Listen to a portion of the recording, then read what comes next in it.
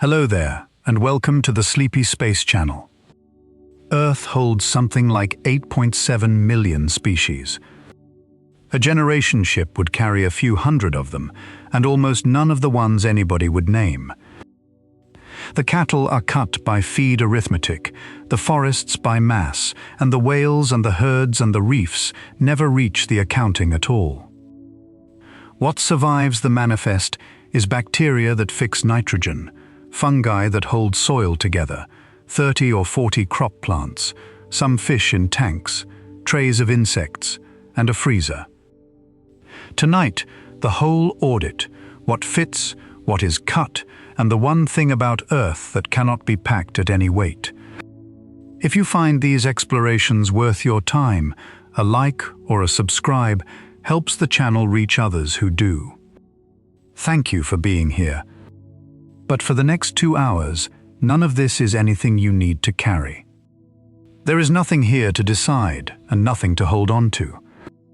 Settle in. Let your shoulders soften. Let your breathing slow.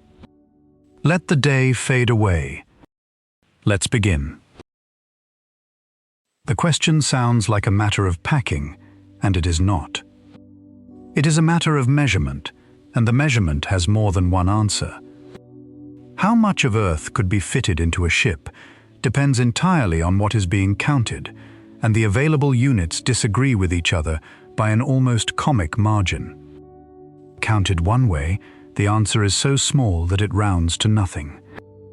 Counted another way, the answer is very nearly all of it. Both are true at the same time, and the distance between them is the whole subject of this episode. So the first task is to establish what there is to count. Earth masses roughly 6,000 billion tons. Almost all of that is iron and oxygen and silicon and magnesium, pressed into a mantle and a core, and none of it is available to anybody. It is not cargo. It is the object the cargo is being measured against. The living part of the planet is a much smaller number and a much stranger one. Everything alive on Earth, taken together, amounts to something like 550 gigatons of carbon. That is 550 billion tons of the element that all living tissue is built around. Set against the mass of the planet itself, the entire biosphere is roughly 1 part in 10 billion. Every forest, every ocean, every bacterium in every gram of soil, every person who has ever been counted, together form a film so thin that the planet's own arithmetic barely notices it. That film is also distributed in a way that very few people would guess. Plants hold about 450 of those 550 gigatons, which is around 82% of all living carbon. Bacteria hold about 70. Fungi hold about 12. Archaea, the other great domain of single-celled life, hold about 7. Protists hold about 4. And every animal that exists, every insect and fish and bird and reptile and mammal on the planet holds about 2 gigatons between them. Animals are less than half of 1% of the living world by mass. Inside that 2 gigatons, the distribution narrows again. Arthropods and fish take most of it. Human beings account for something like 6/100ths of a gigaton. The animals that people keep and eat account for roughly 1/10 of a gigaton, which is to say that domesticated livestock outweigh humanity. Every wild land mammal on Earth, taken together, accounts for a few thousandths of a gigaton. The elephants and the wolves and the deer and the bears are, by weight, a rounding error inside a rounding error. Counted by species rather than by mass, the picture changes shape. A little over 2 million species have been formally described, named and catalogued. The best supported estimate for the true number of eukaryotic species, the animals, plants, fungi and protists, everything built from complex cells, sits at around 8.7 million, with an uncertainty of roughly 1.33 million in either direction. About 2.2 million of those are thought to live in the ocean. That estimate deliberately leaves out the bacteria and the archaea because nobody has yet found a defensible way to count them. Within the described list, the balance is heavily insect. About 1 million insect species have been named, and credible projections put the real figure at 5 million or more. On the catalogue as it currently stands, roughly one animal species in every 2 is a beetle, a fly, a wasp, a moth, or a bug. The described biosphere is, more than anything else, a very long list of small things with 6 legs. There is a further layer to the count that rarely appears in it. A substantial share of Earth's living carbon does not live on the surface at all. It lives in rock, in pore spaces and fractures kilometers beneath the ground and beneath the seafloor, in a deep subsurface biosphere that may hold as much as 1/5 of everything alive. Those organisms metabolize slowly, in some cases dividing on timescales of centuries, and almost none of them have been seen. They are part of the total. They are not part of any manifest, because there is no way to reach them and no reason to want them. Those are the totals. Now, the units. The first unit is mass, and it is the most obvious and the least useful. A generation ship, however ambitiously conceived, carries a living payload measured in the hundreds of thousands of tons at the very outside. Set against a biosphere of 550 billion tons of carbon, on a planet massing 6,000 billion tons, that fraction is somewhere around 1 part in a million of 1%. It is a number that conveys nothing. It answers the question and teaches nothing by answering it.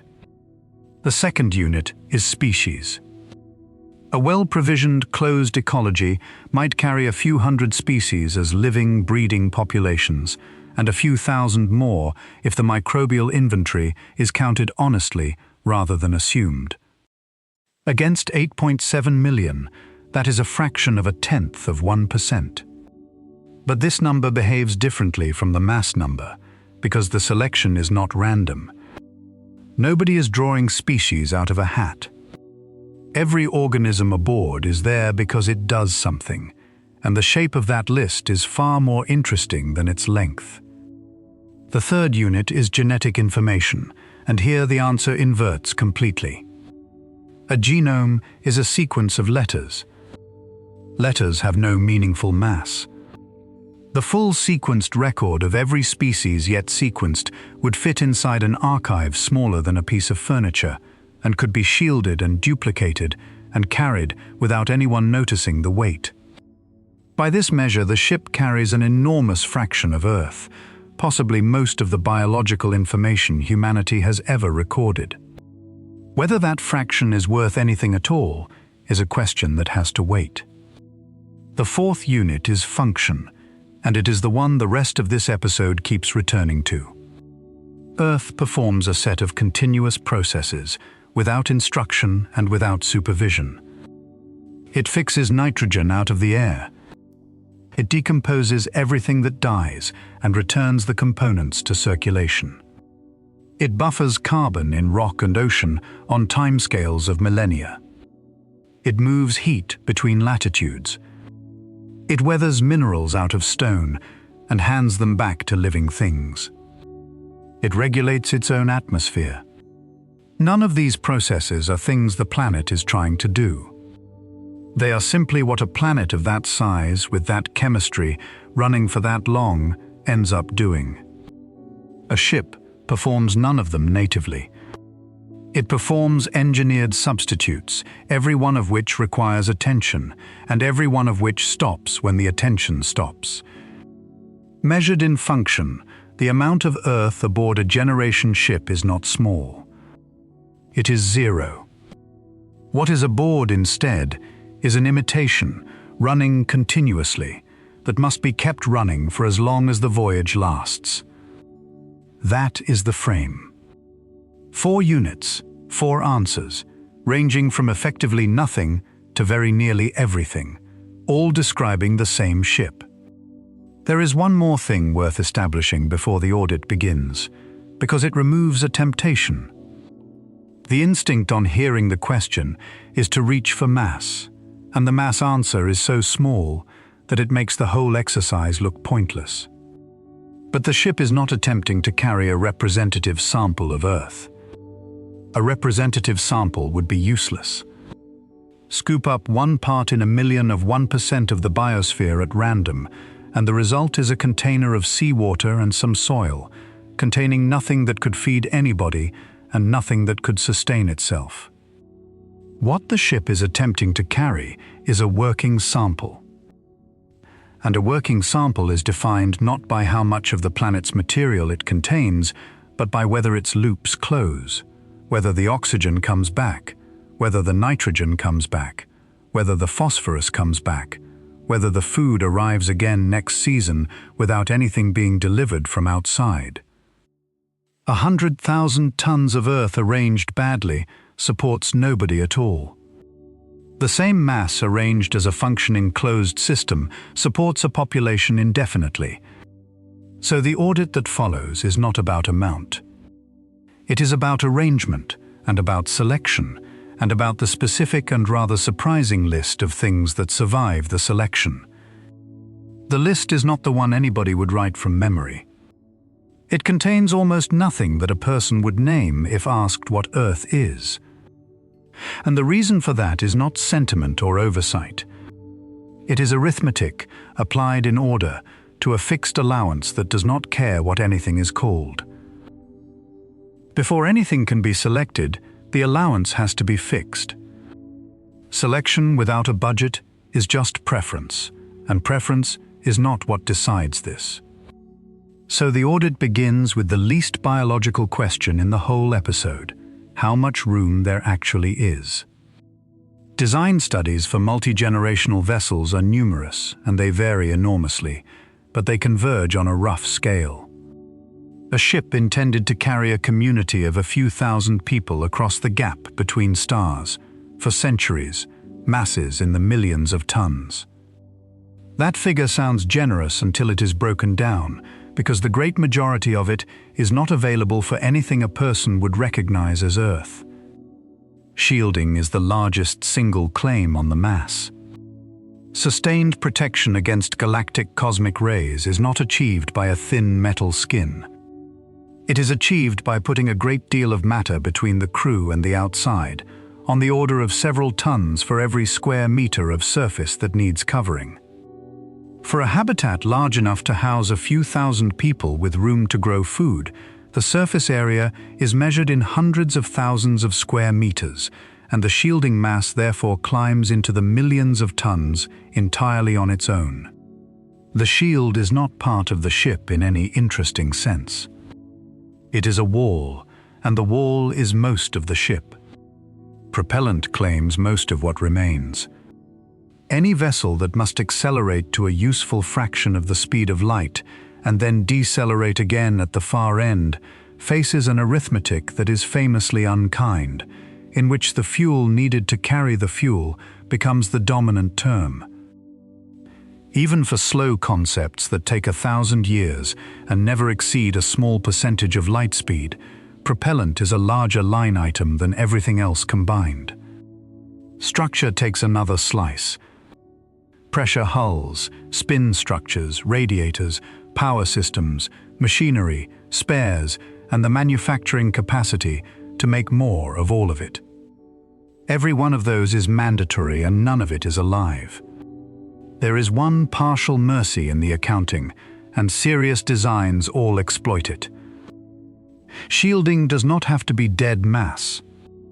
Water attenuates radiation well, and so does stored waste, and so does soil. A hull that wraps the living quarters in the ship's own water inventory is using the same tonnage twice, once as a drink and once as a wall.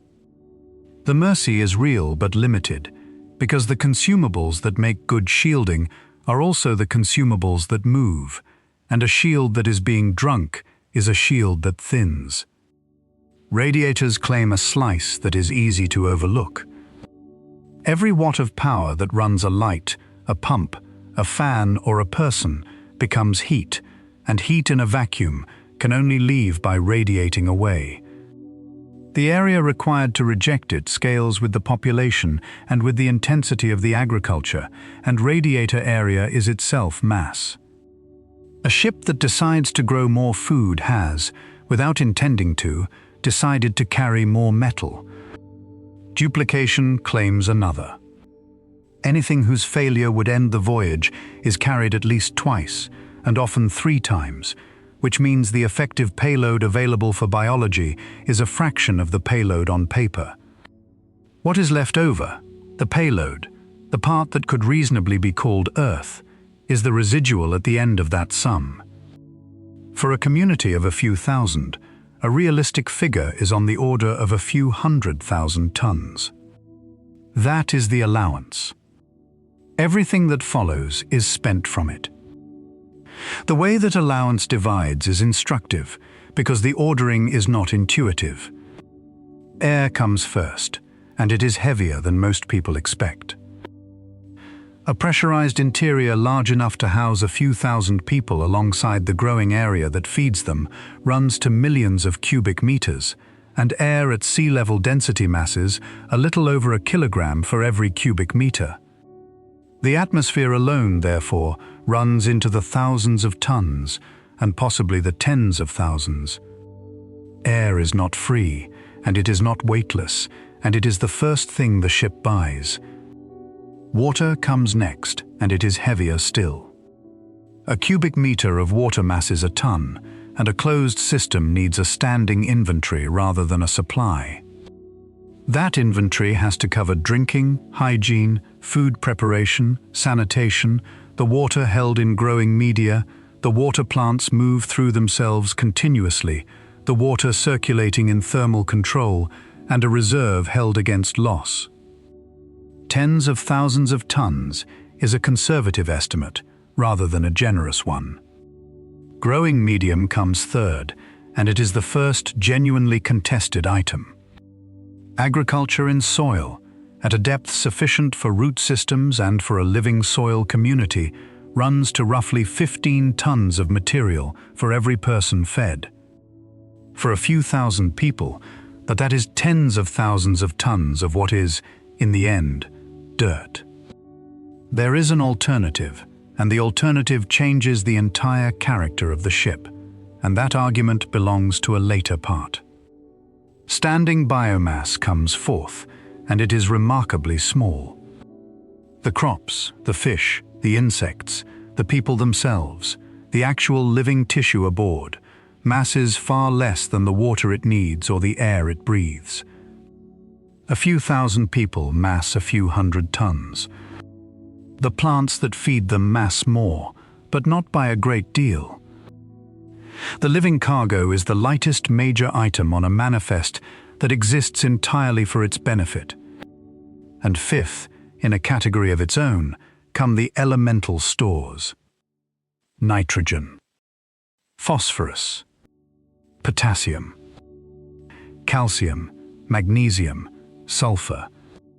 The trace metals that enzymes are built around, iron, manganese, zinc, copper, molybdenum, and a handful of others present in quantities so small that a spoonful might supply a population for a century. These are not consumed in the way food is consumed. They circulate. But they are lost, and every loss is permanent. That last point is the rule that governs everything after this part, and it is worth stating plainly because it is the difference between a spacecraft and a planet. A generation ship is a closed elemental system. Energy crosses its boundary in both directions. Light comes in from a reactor or a star, waste heat radiates away, and that flow is what keeps everything running. Atoms do not cross the boundary. Whatever elemental inventory goes aboard on departure is the entire elemental inventory that will ever exist inside that hull. The consequences of that are not obvious until they are traced. Every atom of phosphorus loaded at departure is every atom of phosphorus the crops will ever have. If some fraction of it precipitates into a sump nobody can reach, or adsorbs permanently onto the interior of a pipe, or is bound into a polymer that cannot be reprocessed, or leaves through an airlock on the sole of a boot, then the ship is permanently poorer by that amount. There is no resupply, no weathering, no dust falling from anywhere. The loss is not a shortage. It is a subtraction from a total that only ever moves in one direction. Earth does not have this problem, and the reason it does not is worth naming, because it is the first of several services the planet performs that will turn out to be unpackable. Earth's crust is enormous, and tectonics keeps turning it over. Minerals weather out of rock and release their elements slowly and continuously. Volcanism returns carbon and sulfur to the surface. Seafloor is manufactured at ridges and consumed at trenches, and the whole system cycles on a timescale of hundreds of millions of years. Earth loses nothing that matters, because Earth is, in effect, being resupplied by itself. The ship's crust is whatever was loaded before departure. It does not weather, it does not turn over, and it does not resupply. It is a fixed number, and the entire biological project aboard is an exercise in moving that fixed number around fast enough and cleanly enough that nothing ever runs out. There is one more constraint hiding inside the mass budget, and it multiplies everything. Every kilogram loaded must also be accelerated at the beginning of the voyage and decelerated at the end. For any concept that travels quickly, the true cost of a kilogram of soil is not a kilogram. It is a kilogram plus its share of the propellant required to move it, which can be several times the cargo mass, and in aggressive designs a great deal more. Which means that every decision in the audit that follows carries a multiplier. The question is never simply whether something is worth its weight. It is whether something is worth its weight, and everything required to move that weight across a gap that will take centuries to cross. Under that multiplier, sentiment does not survive long, and neither does anything that eats more than it produces. The largest single piece of earth aboard the ship is not an organism. It is the air. And the air turns out to be a far stranger cargo than it looks, because most of it is doing nothing, and the part that is doing nothing is the part that is hardest to obtain. Dry air at the surface is about 78% nitrogen by volume. Oxygen makes up about 21%. Argon accounts for just under 1%, and carbon dioxide for about 0.04%, with neon, helium, methane, and a long tail of others below that. By mass, the proportions shift slightly, because the molecules have different weights, and nitrogen comes out at roughly 75.5% of the atmosphere's mass, oxygen at about 23%, argon at about 1 3/10. Air at sea level masses a little over 1 2/10 kilograms for every cubic meter. A modest interior volume of 100,000 cubic meters therefore holds around 120 tons of atmosphere, of which roughly 90 tons is nitrogen. A habitat large enough for a few thousand people and their agriculture holds many times that. The nitrogen aboard a ship is measured in thousands of tons, and almost none of it is doing anything at any given moment. That is the first surprise of the air budget. Nitrogen is the component nobody expects to be a problem, because on Earth, nobody thinks about it at all. It is chemically inert under habitat conditions. It is not metabolized in the act of breathing.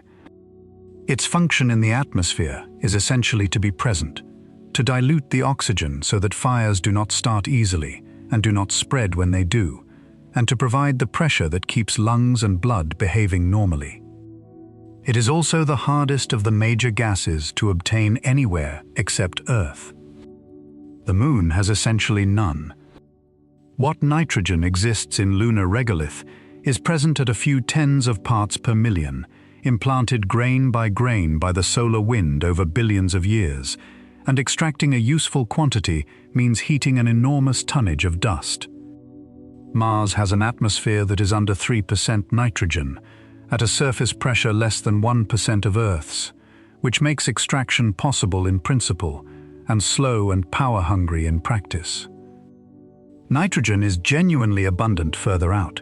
It dominates the atmosphere of one large moon in the outer system, and it exists in ammonia ices and in cometary material, but that abundance is a very long way from anywhere a ship is likely to be built.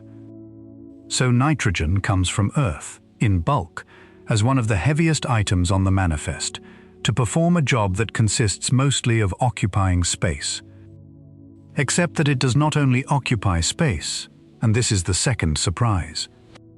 Nitrogen is the element that biology cannot function without. Every protein is built around it. Every strand of genetic material contains it. Every enzyme, every hormone, every molecule that does anything interesting inside a cell has nitrogen in its structure. Life is largely carbon, hydrogen, oxygen, and nitrogen, and of those four, nitrogen is the one that is simultaneously everywhere in the atmosphere and almost impossible for most organisms to touch. The reason is a bond.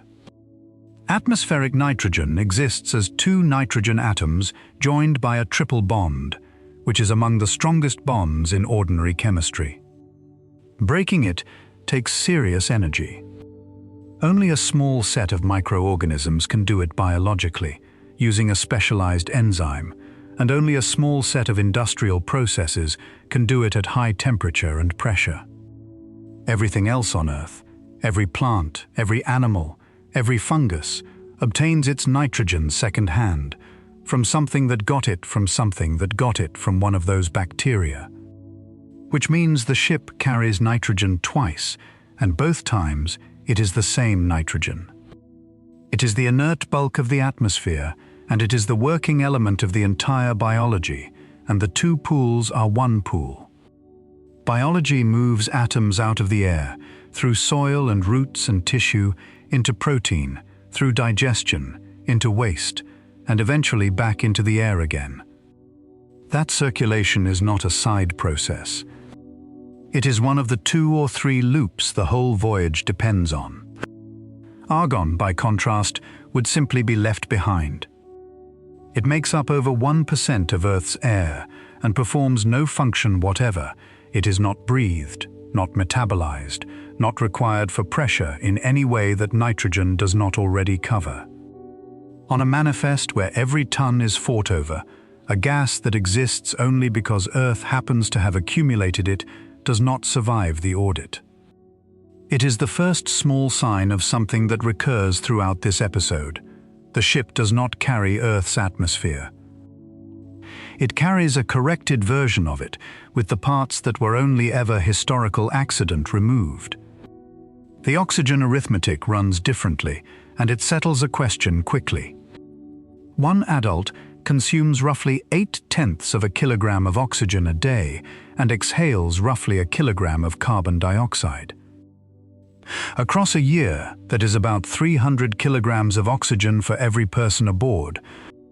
A community of a few thousand therefore consumes something on the order of 1,000 tons of oxygen a year, for breathing alone, before any agriculture, and before anything is burned or oxidized for any other purpose. Carried as stores, across a voyage of 1,000 years, that is 1,000,000 tons of oxygen. It is more than the entire realistic payload of the ship, several times over, for one gas, for one function. So oxygen cannot be cargo. It has to be a cycle. Either plants take carbon dioxide and light and return oxygen, or water is split by electrolysis into oxygen and hydrogen, or, almost certainly, both, running side by side, with one covering for the other. The oxygen actually held in tanks aboard is a buffer measured in days or weeks. It is not a supply. It is the margin between a failure and a disaster. That distinction runs through the entire manifest, and it is worth holding on to. Almost nothing aboard a generation ship is a supply. Nearly everything is an inventory in circulation, and the question is never how much there is, but how fast it comes back. There is a third category in the air budget that receives less attention and causes more trouble than either of the first two. A sealed volume containing people, plants, microbes, and machinery does not simply hold the gases put into it. It accumulates new ones. Digestion produces methane and hydrogen sulfide. Anaerobic pockets in wet soil or in waste processing produce more of both. Waste produces ammonia. Polymers, adhesives, coatings, insulation and printed materials outgas a long family of volatile organic compounds continuously for years after manufacture. None of these are present in quantities that matter on a planet, because a planet is very large and very well ventilated. In a sealed hull, they have nowhere to go. The one that matters most is not toxic to people at all. Ethylene is a plant hormone produced by plants themselves, and it is active at concentrations measured in parts per billion. It signals ripening. In an orchard, ethylene from one ripening fruit drifts away on the wind. In a sealed volume, it accumulates, and it reaches every plant at once, and the entire crop responds together, fruit ripening early, flowers dropping before they set, leaves yellowing and falling on healthy plants for no visible reason. Which means trace contaminant control aboard a generation ship is not an air quality system in the sense of comfort. It is a crop survival system. It has to run continuously for the entire voyage, scrubbing compounds present at parts per billion out of millions of cubic meters of air, because the alternative is a harvest that fails simultaneously across every growing chamber with no obvious cause. And there is a final line in the air budget that is easy to leave out and impossible to ignore over centuries. Seals leak. Every pressurized structure loses gas at some rate, however small, and the loss is one way. Over a decade, a good seal loses an amount nobody would notice. Over 1,000 years, integrated across every hatch and port and penetration in the hull, that same rate becomes a design driver. The atmosphere is not only cargo to be carried, it is cargo that slowly, quietly, and permanently escapes. After the air, the two heaviest pieces of earth aboard are the water and the ground. The first is obviously necessary and nobody argues about it. The second is the first item on the manifest that a designer might genuinely decide to leave behind, and the argument over whether to bring it says a great deal about what kind of ship this is. Water first, because the numbers are simple and the conclusion is not. A person needs roughly 2 to 3 kilograms of water a day for drinking and for the water contained in food. Add hygiene, laundry, food preparation and sanitation, and the daily figure rises to somewhere between 11 and 27 kilograms, depending entirely on how Spartan the standard is. That range is not a measurement uncertainty. It is a policy decision, and it is one of the few places where the ship's quality of life converts directly into tons. Agriculture dwarfs both figures. A plant draws water in at the roots and releases nearly all of it through pores in its leaves, and the fraction actually built into tissue is 1% or 2. Growing food is, from a water handling perspective, mostly an exercise in moving water from a reservoir into the air and then getting it back out of the air again. In a closed system that water is not lost. But it must be held, pumped, evaporated, condensed and returned continuously for as long as anything is growing. Which is why the relevant number aboard is not consumption, but inventory. Existing systems in orbit recover somewhere between 90 and 98% of the water that passes through them, using distillation of urine condensation of humidity out of the cabin air, and multi-stage filtration of everything else. 98% sounds like closure. Across a voyage of centuries, it is not. The arithmetic of near closure is unforgiving in a way that headline figures conceal. A loop returning 98% of its water loses 2% every time water passes through it. With several passes a year, that compounds, and the standing inventory has to be large enough to absorb the total loss across the entire voyage. Either the ship carries a great deal more water than it needs at any moment, or the recovery figure has to climb into the high 90s with several more digits after the decimal point. Both are expensive. Most designs choose both. Then there is the ground, and the ground is a different kind of problem, because the first question is what soil actually is. Soil is not dirt with seeds in it. It is a composite of 4 things, and only one of them is rock.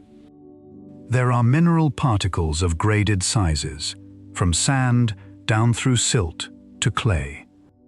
There is organic matter in every state, from fresh litter to fully decomposed humus. There is pore space, filled with a mixture of air and water. And there is a living community that occupies the whole structure and maintains it. Each of those parts does something specific. The mineral fraction, and particularly the clay fraction, provides the electrically charged surfaces that hold nutrients in place. Potassium, calcium, magnesium and ammonium bind to those surfaces and are released slowly to roots, which is why a clay-bearing soil holds fertility while a pure sand does not. Clay is, in effect, a chemical battery, and its capacity can be measured. The organic fraction supplies slow-release nutrition as it decomposes, holds many times its own weight in water, and produces the glues that bind mineral particles into crumbs. That binding is what creates structure, and structure is what creates pore space.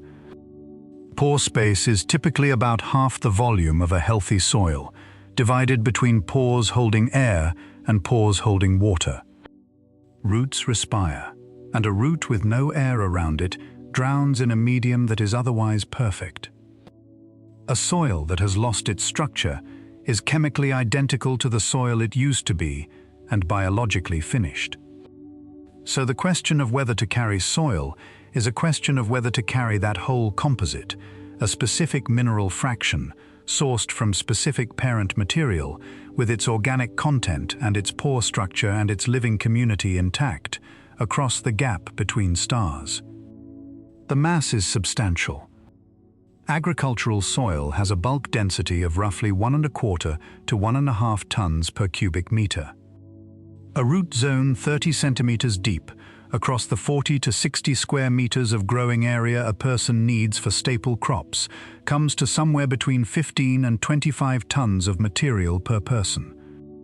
For a community of a few thousand, that is tens of thousands of tons, comparable to the entire atmosphere of the habitat, and one of the largest single entries in the biological budget. The alternative removes almost all of it. In hydroponic culture, the roots sit in an inert medium or directly in flowing solution, and every nutrient the plant needs is supplied as a dissolved salt at a measured concentration. Yields per square meter are higher. Water use is lower because there is no medium holding water in reserve and losing it. Root diseases are easier to exclude, and the mass of the growing medium falls to almost nothing. The cost is that hydroponics moves the entire nutrient cycle out of biology and into engineering. Nothing self-regulates. Every element must be dosed, measured, monitored, and recovered from waste by a deliberate process that somebody designed and somebody maintains. There is no buffer. A soil that is over-fertilized holds the excess on its clay surfaces and releases it later. A nutrient solution that is overdosed poisons the crop within a cycle. A soil whose irrigation stops stays damp for days. Roots in a hydroponic channel with a stopped pump begin to fail within hours. There is a third option that goes further still.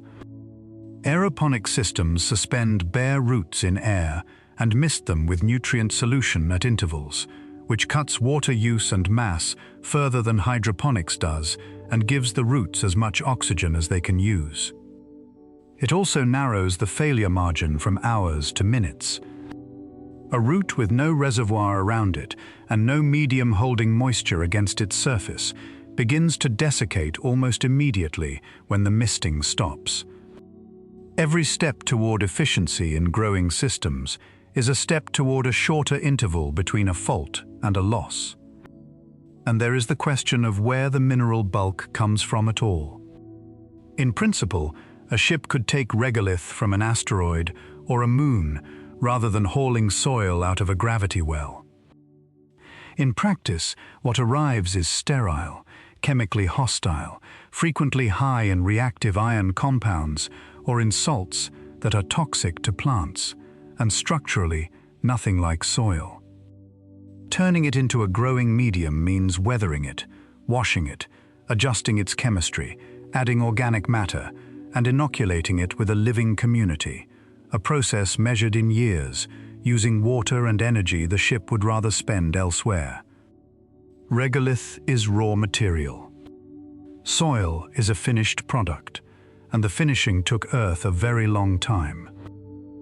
Which is why the argument does not resolve cleanly, and why the honest answer is that a serious ship almost certainly carries both. Hydroponics does the staple calories because it is efficient, controllable, light, and produces more food per unit of area and per unit of water than any soil system. It is the industrial half of the ship's agriculture, and it behaves like a factory, with all of a factory's strengths and all of a factory's brittleness. Soil does something the factory cannot. It buffers error. It holds nutrients when the dosing is wrong. It keeps working when a pump stops. It processes organic waste without being instructed to, breaking down inedible plant material and returning the components to circulation as a matter of course. It maintains its own pH within limits, rebuilds its own structure, and recovers from disturbance without anybody deciding how. Soil, in other words, is a machine that runs without a controller. It is heavy, it is inefficient, it takes up room, and it produces less per square meter than the alternative. And it is carried anyway, because a ship that depends entirely on systems requiring supervision is a ship whose entire food supply is one sustained failure of attention away from ending. There are complications on both sides that the arithmetic does not capture. Closed irrigation concentrates salts with every pass, because water evaporates and dissolved minerals do not. On Earth, rainfall flushes them out of the root zone and into groundwater, and aboard a ship, there is nowhere for them to go. Soil pH drifts under continuous fertilization and has to be corrected deliberately, a job the planet performs passively through the weathering of fresh rock. And phosphorus, which has no gaseous form and therefore no atmospheric reservoir, can only be recovered from waste streams, which makes the phosphorus loop the least forgiving loop aboard and the one that fails silently over decades before anybody notices the yields have been falling. Everything up to this point has been mass. From here, the audit changes character, because the next entry on the manifest weighs almost nothing and cannot be replaced by anything that weighs more. The living fraction of soil is a very small share of soil's mass. In a fertile agricultural soil, it is typically well under 1% of the total, and much of that is invisible without magnification. It is also the part that does essentially all of the work. The census is difficult to believe the first time it is stated. A single gram of fertile soil, a pinch, less than a fingertip's worth, can contain on the order of 1 billion to 10 billion bacterial cells. Those cells are drawn from thousands of distinct species, and the great majority of them have never been grown in a laboratory. They are known only from fragments of genetic material recovered from the soil itself, which means that most of the organisms in a handful of dirt are known to exist and are otherwise almost entirely uncharacterized. The same gram holds fungal threads. Hyphae are fine filaments, a few thousandths of a millimeter across, and they grow through soil in networks of extraordinary total length.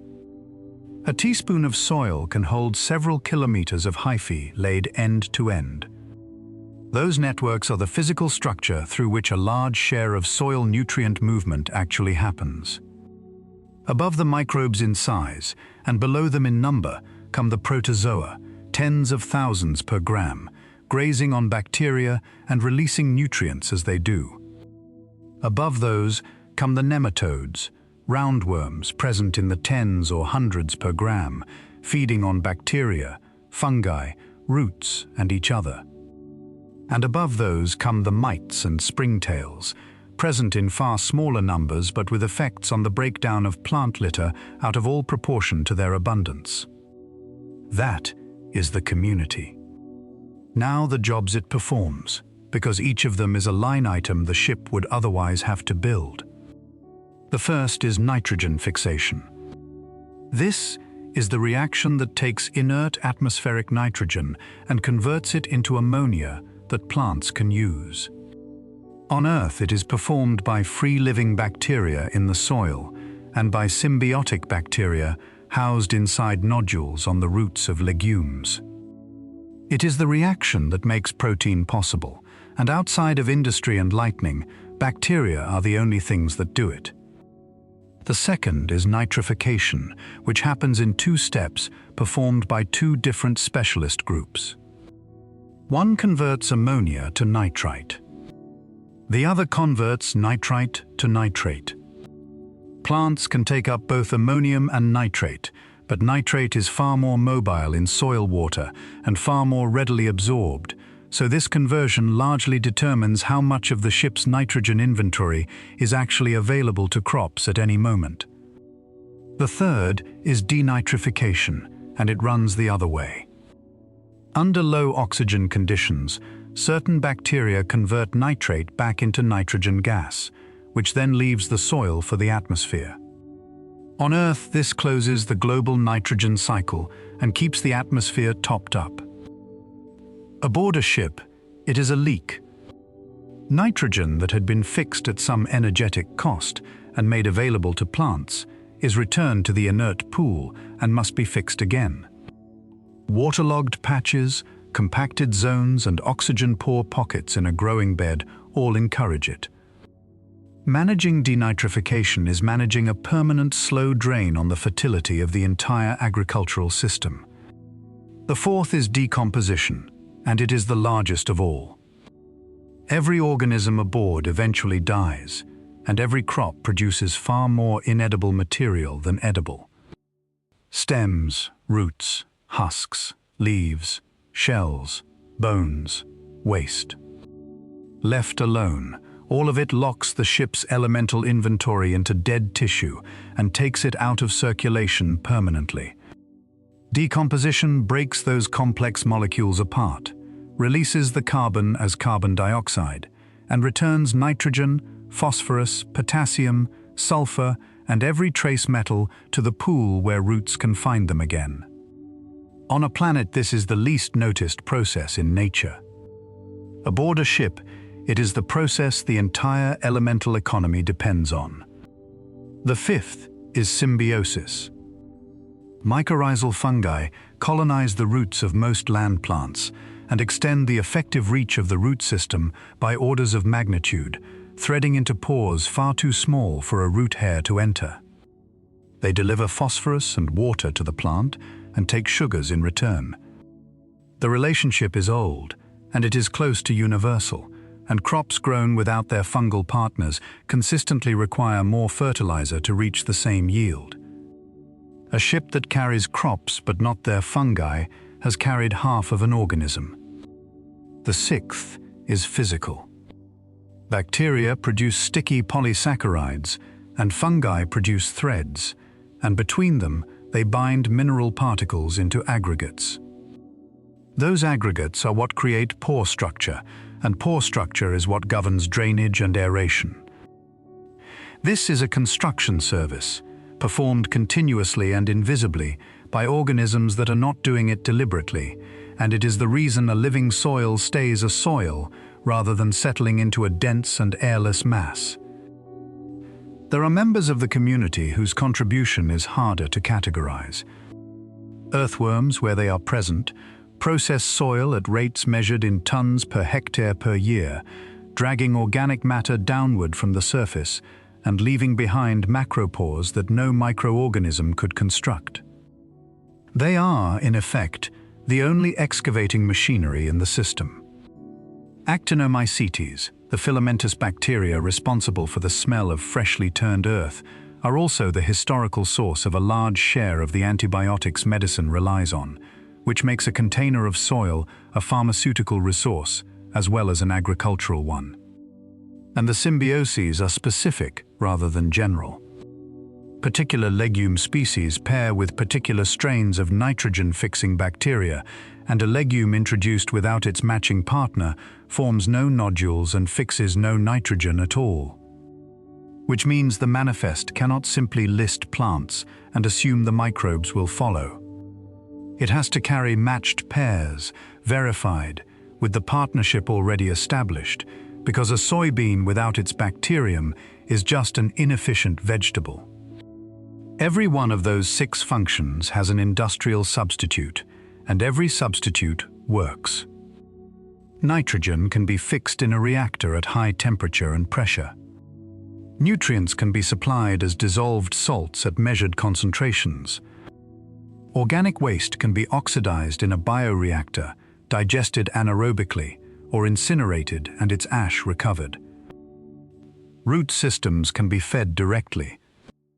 None of this is speculative. All of it is done routinely. What the substitutes do not do is run themselves. The soil community performs all 6 functions simultaneously, without instrumentation, without a control system, and without anyone specifying the set points. It self-regulates, because organisms that overshoot get out-competed. It self-repairs, because populations regrow. It draws its energy from the organic matter it is already processing, which means the waste stream powers the machine that handles the waste stream. And it does all of it inside a medium that is also physically holding the plants up. That property, not efficiency, not yield, not mass, is why soil is carried. It is the only entry on the entire manifest that maintains itself. There is a warning attached, and it comes from experience rather than theory. Soil respires. The microbial community consumes oxygen as it decomposes organic matter, continuously, day and night, and it does so at a rate that scales with how rich in organic matter the soil is. A soil built deliberately fertile is a soil built deliberately hungry. On a planet, this is invisible, because the atmosphere is effectively infinite. Inside a sealed volume, a soil that is respiring faster than the plants above it are photosynthesizing will quietly consume the atmosphere, and it will do so without any leak, any failure, or any sign that anything is wrong. That is not a hypothetical. It has already happened in a sealed structure on Earth to a crew who did not work out what was taking their air until they had been living without a substantial fraction of it for months. That story belongs to a later part. It is enough for now to note that the most self-sufficient item on the manifest is also the one that breathes, and that anything which breathes aboard a closed ship is competing with everybody else for the same finite pool of air. If the manifest is sorted by necessity rather than by familiarity, the top of the list is microbial. And it stays microbial for a long way down. The first thing to notice is that the selection has already partly been made, without anyone making it. Every person who walks aboard is carrying an unlisted cargo. A human body contains roughly 30 trillion of its own cells and roughly 38 trillion bacterial cells, the overwhelming majority of them in the large intestine. By count, a person is slightly more microbial than human. By mass, the bacterial fraction is modest, a couple of 100 grams, about the weight of a small apple, but the count is the more revealing number because it describes what the body actually is, a structure operated jointly by two very different kinds of cell.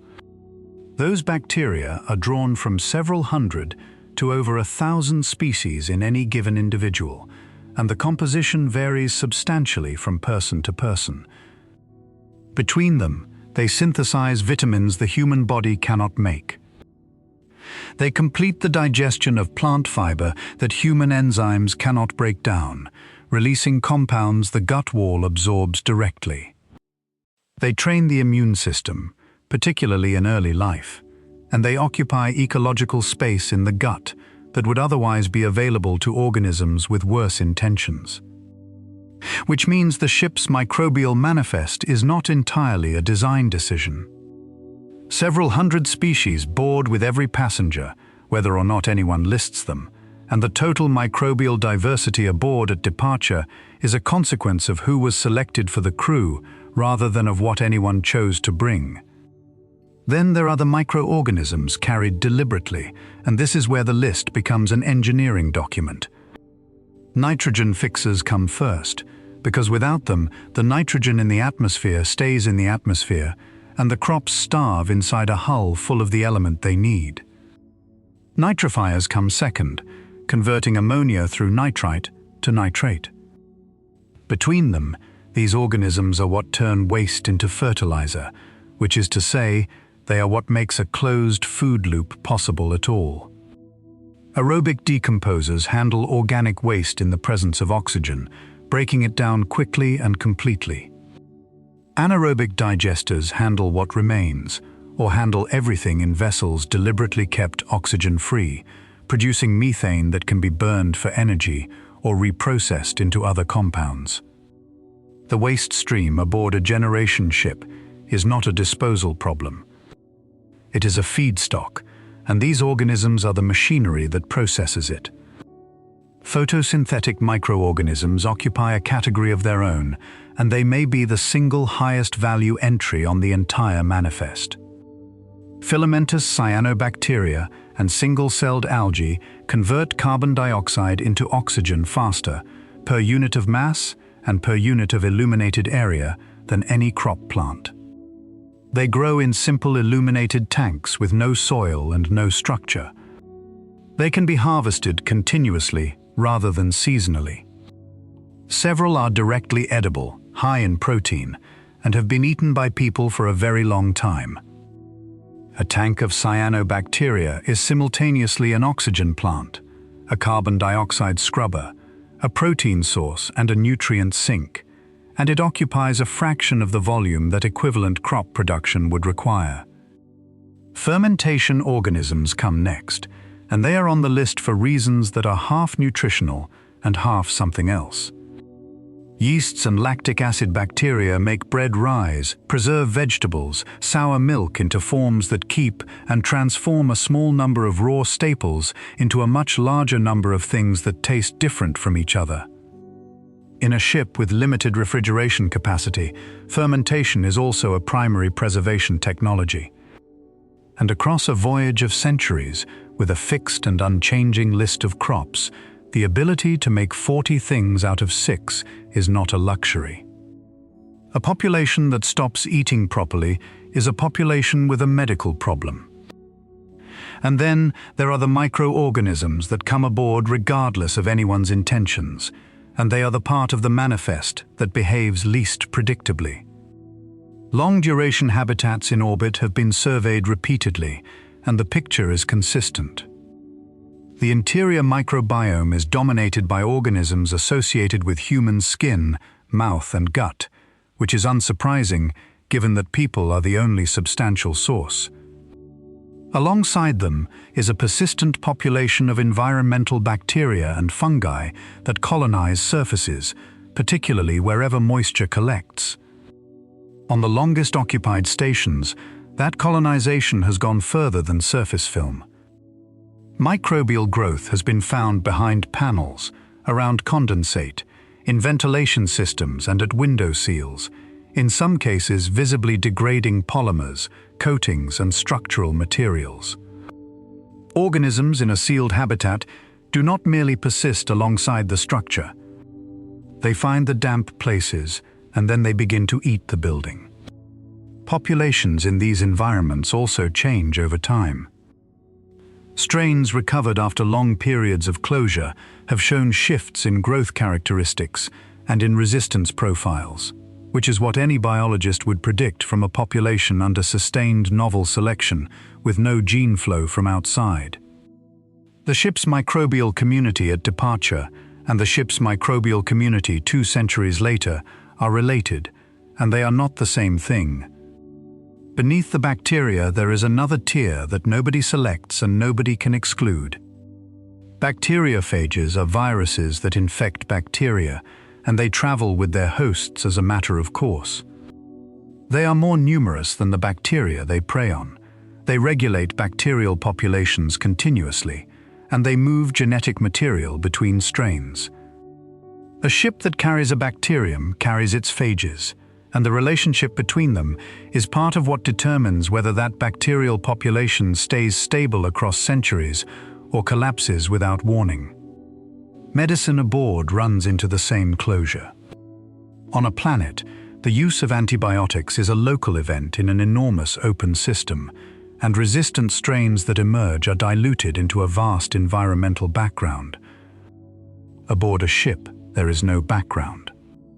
Every course of antibiotics given is a selection pressure applied to a fixed and permanently enclosed microbial population, and every resistance gene that appears stays in the population indefinitely. The decision to use a drug is therefore not a treatment decision alone. It is a decision about what the ship's microbial community will look like for everyone who comes after. Infectious disease behaves differently for the same reason. On Earth, an outbreak eventually runs out of susceptible hosts and fades, and the pathogen persists in a wider reservoir until conditions change. Aboard a ship, the population is captive, small, and completely mixed, and there is no reservoir anywhere else.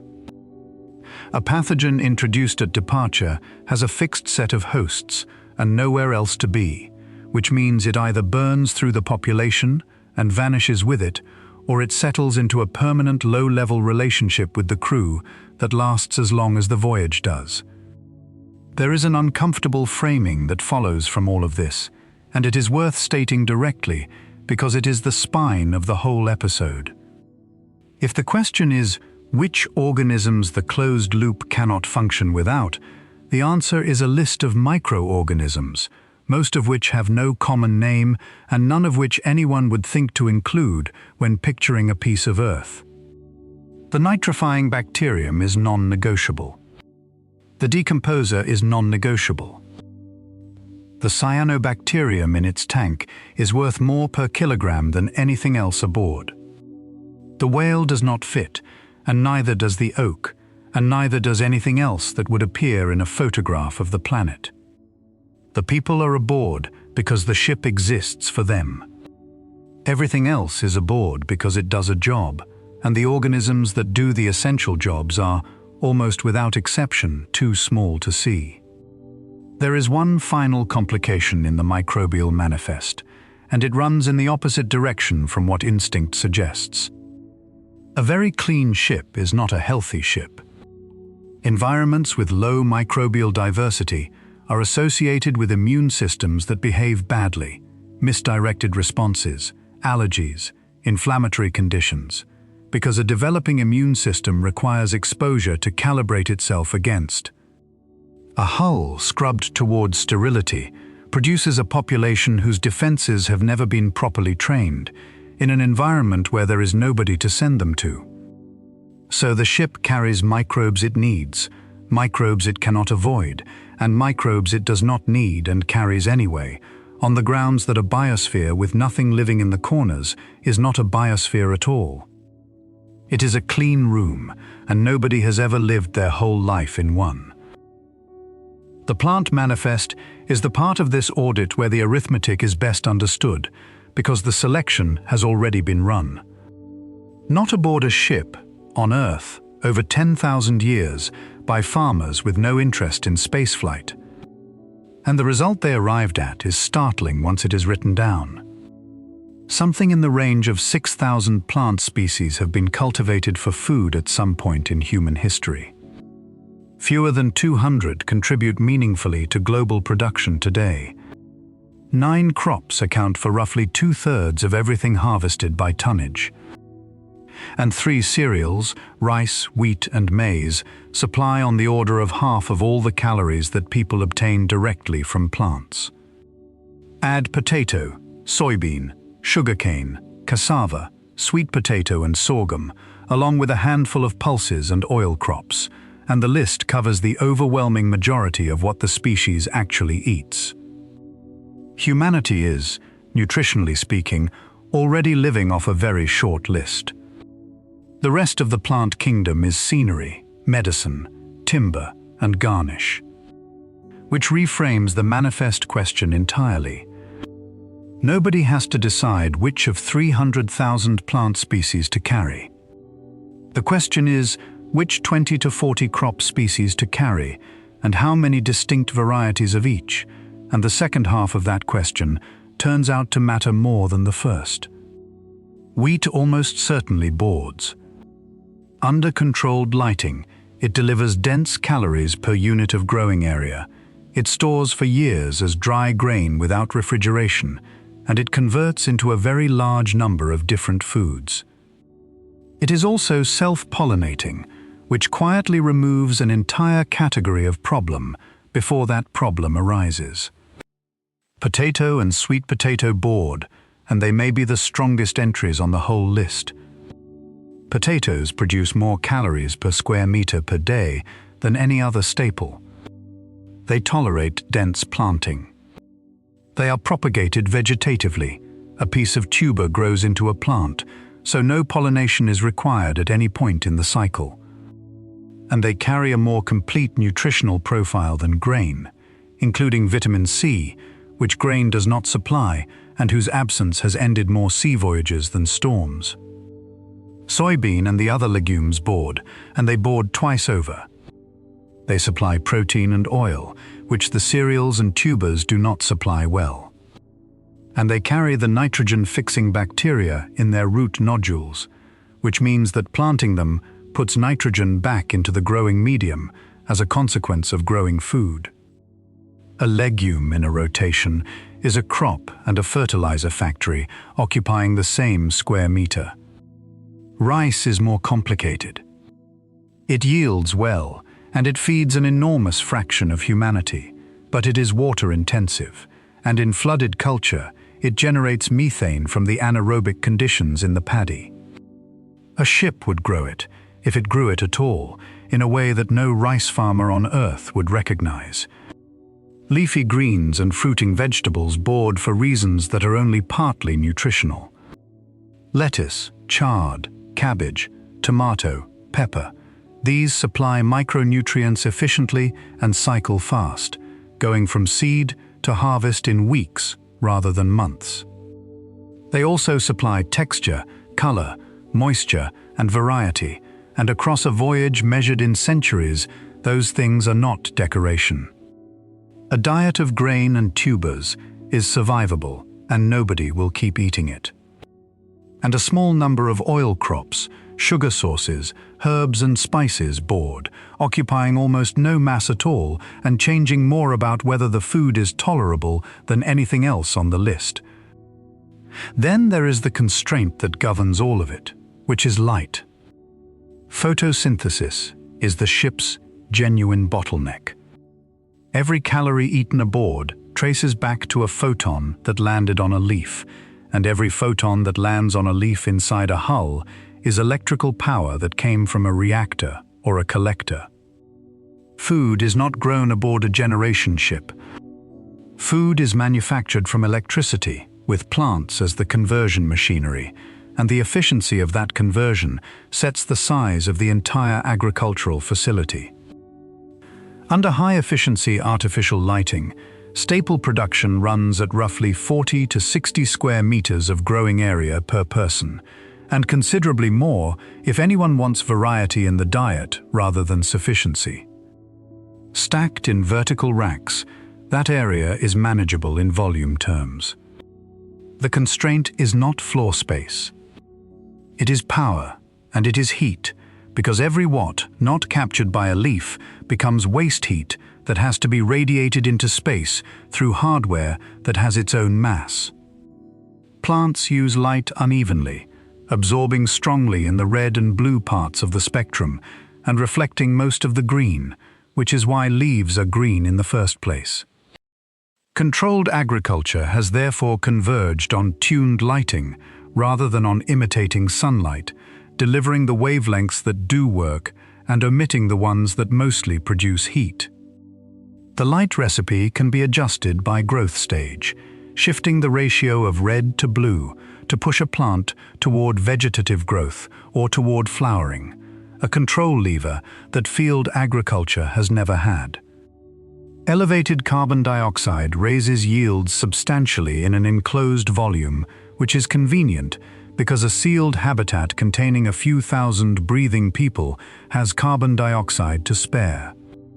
The crops want a concentration 2 or 3 times higher than the people can comfortably tolerate, which means the growing volumes and the living volumes may need to be separated and run at different set points.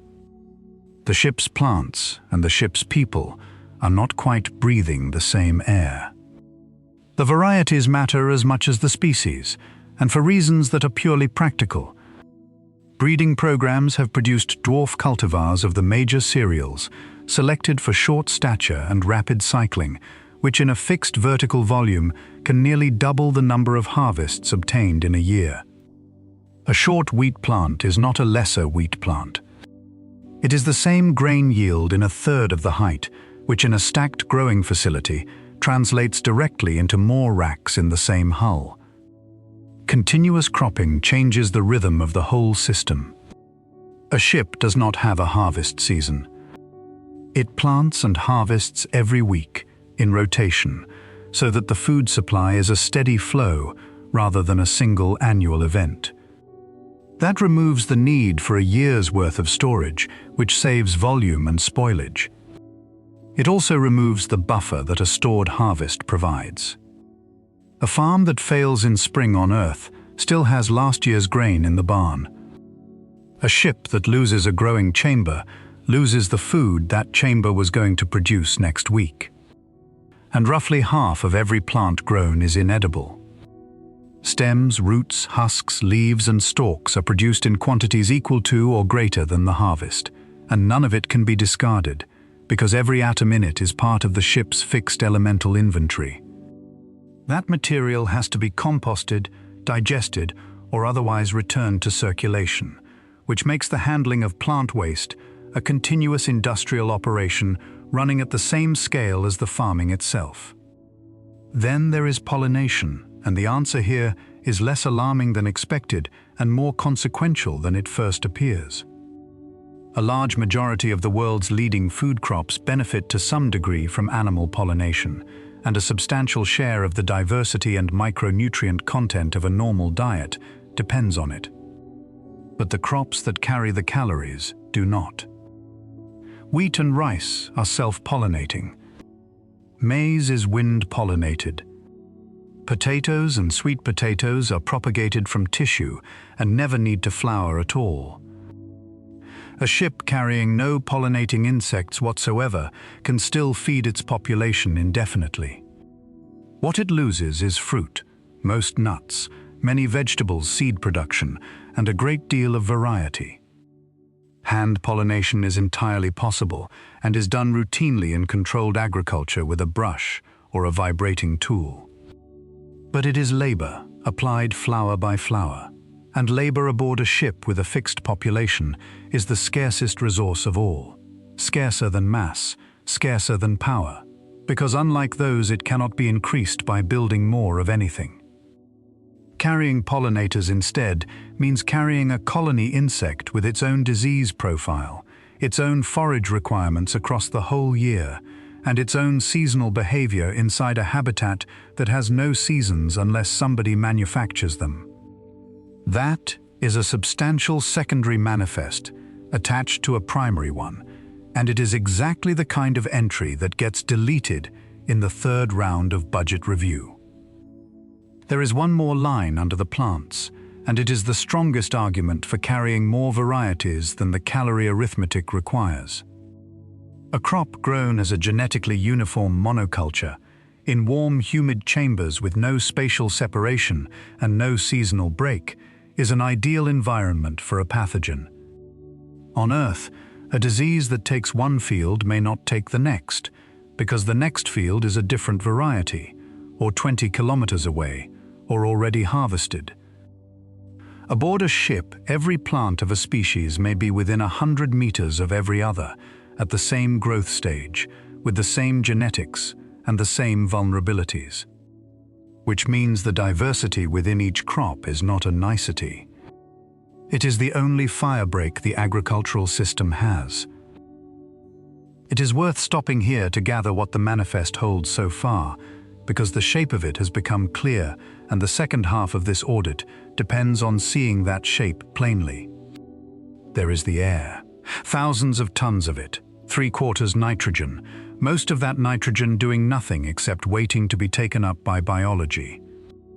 There is the water, tens of thousands of tons, circulating through people and plants and machinery, on a loop that returns almost all of it and never quite all. There is the ground, tens of thousands of tons more, carried not for its chemistry, but for the community living inside it.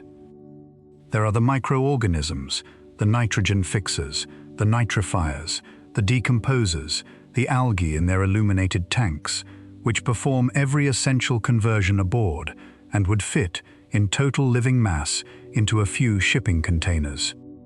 And there are the 30 or 40 crop species that supply every calorie anyone will eat between here and the far end. That is the manifest. And everything on it is either invisible or a plant. The animals, the part of Earth that anybody would name first, the part that appears in every photograph and every childhood picture of the planet, have not appeared on the list at all. Not once.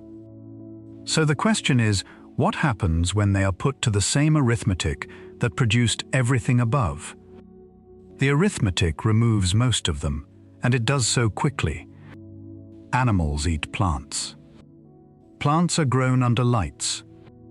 Lights are power. So every animal aboard is a conversion step inserted between the reactor and the dinner, and every conversion step loses most of what enters it. The measure of that loss is the feed conversion ratio, and the figures make the decision with very little discussion required. Beef requires something on the order of 25 kilograms of feed for every kilogram of edible mass produced. Pork sits in the region of 9. Chicken is around 4.5. Farmed fish, such as tilapia, come in close to 1.5 to 2. Farmed insects, such as crickets, sit around 2 and are edible across a far higher proportion of their body mass than any vertebrate, which improves the real figure further. The ratio is not the only strike against the large animals. Ruminants produce methane continuously as a byproduct of their digestion, which in a sealed hull is a gas that must be scrubbed. They require bulk forage, grass, hay, silage, which occupies growing area producing nothing a person can eat. They mass hundreds of kilograms each, and every kilogram must be accelerated and decelerated across the gap. And they need space, in a structure where space is the most expensive commodity there is. So cattle do not board. Neither do sheep. Neither, most likely, do pigs. The most familiar animals in human life, the ones domesticated first and kept longest, are among the earliest entries struck from the list, not out of any judgment about them, but because the ratio decides before anyone gets a chance to argue. What survives the cut is a much shorter and much stranger list. Fish survive in recirculating aquaculture. Tilapia, carp and similar species tolerate crowding, breed readily without intervention, convert feed efficiently, and grow to harvest size quickly. They can also be integrated directly with plant production. The ammonia in fish waste is nitrified by bacteria into nitrate. The nitrate is taken up by plants growing in the same water, and the plants return the water clean to the tanks. The aquaculture facility is simultaneously a protein source and a fertilizer plant, and the two functions cost nothing extra because they are the same operation. Insects survive, farmed deliberately for protein and fat.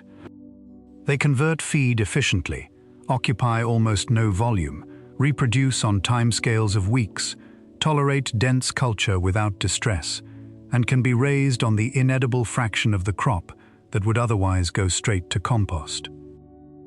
The residue they leave behind is itself a high-quality soil amendment, which means the insect facility is also a composting facility.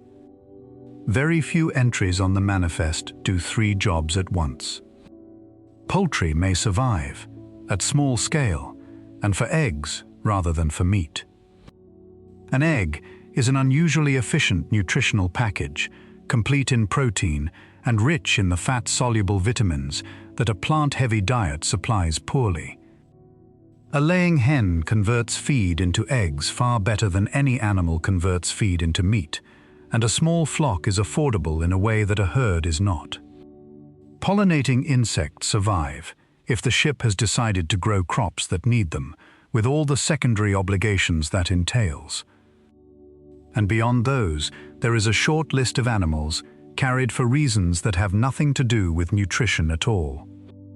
A closed community of a few thousand people, across many generations, has a psychological manifest as well as a caloric one.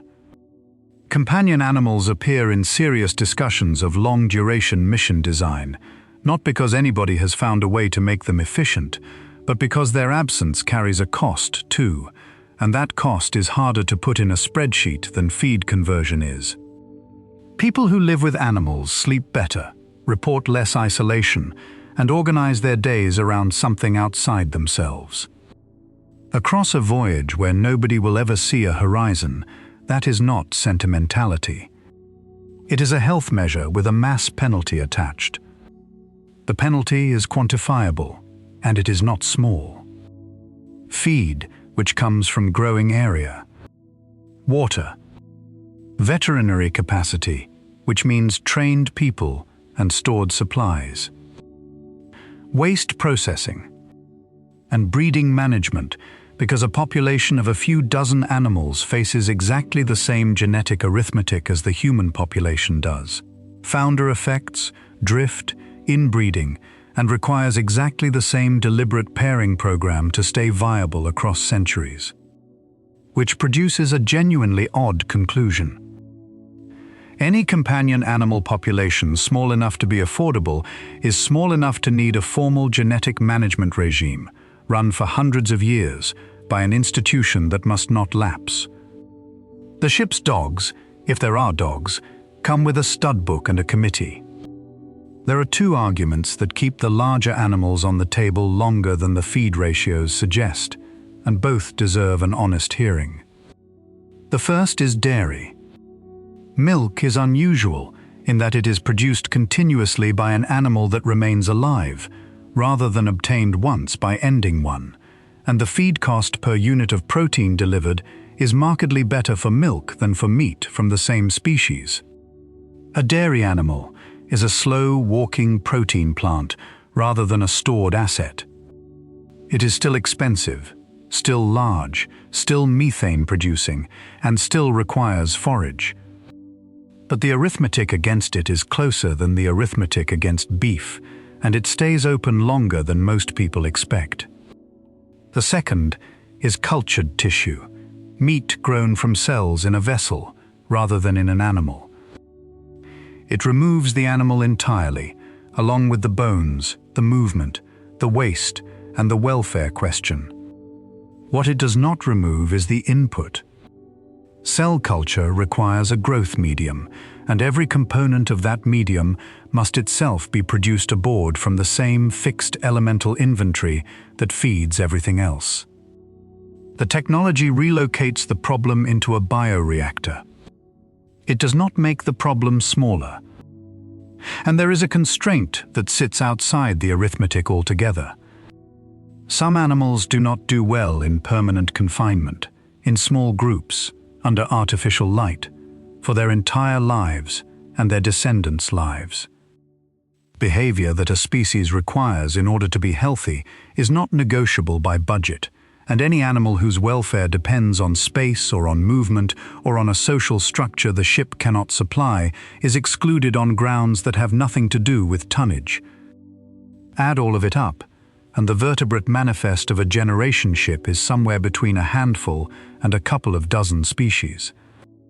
Against roughly 70,000 described vertebrate species on Earth, that is a fraction of 0.1%. But the more revealing comparison is not against the catalogue. It is against the picture. Ask anyone to name what Earth's animals are, and the answer arrives as elephants, whales, lions, eagles, wolves, herds moving across plains and flocks turning over water. The number of those carried is 0. Not reduced, not sampled, not represented, 0 in every category, without exception. And nothing about that decision was made deliberately. Nobody sat down and ruled against the elephant. The mass budget was fixed, the feed conversion ratios were calculated, the growing area was divided, and the answer emerged from the arithmetic before the question was ever asked in words. The manifest does not reject the charismatic biosphere. It simply never reaches it, because the accounting runs out several categories earlier, in a list of tanks and trays and small, quick-breeding things that nobody would photograph. There is a way to carry vastly more of Earth than the living manifest allows, and it costs almost nothing in mass. It is also the point at which the question in the title receives its most interesting answer and its least satisfying one. Seeds are the cheapest form of stored life on Earth. A seed is an embryo, complete and dormant, packaged with a food reserve and dried to a moisture content low enough that its metabolism has effectively stopped. Reduce the temperature to around -18 degrees, and the remaining chemistry slows almost to nothing. Many species remain viable for decades under those conditions. Some remain viable for centuries. Global seed banking already operates at scale, and the scale is instructive.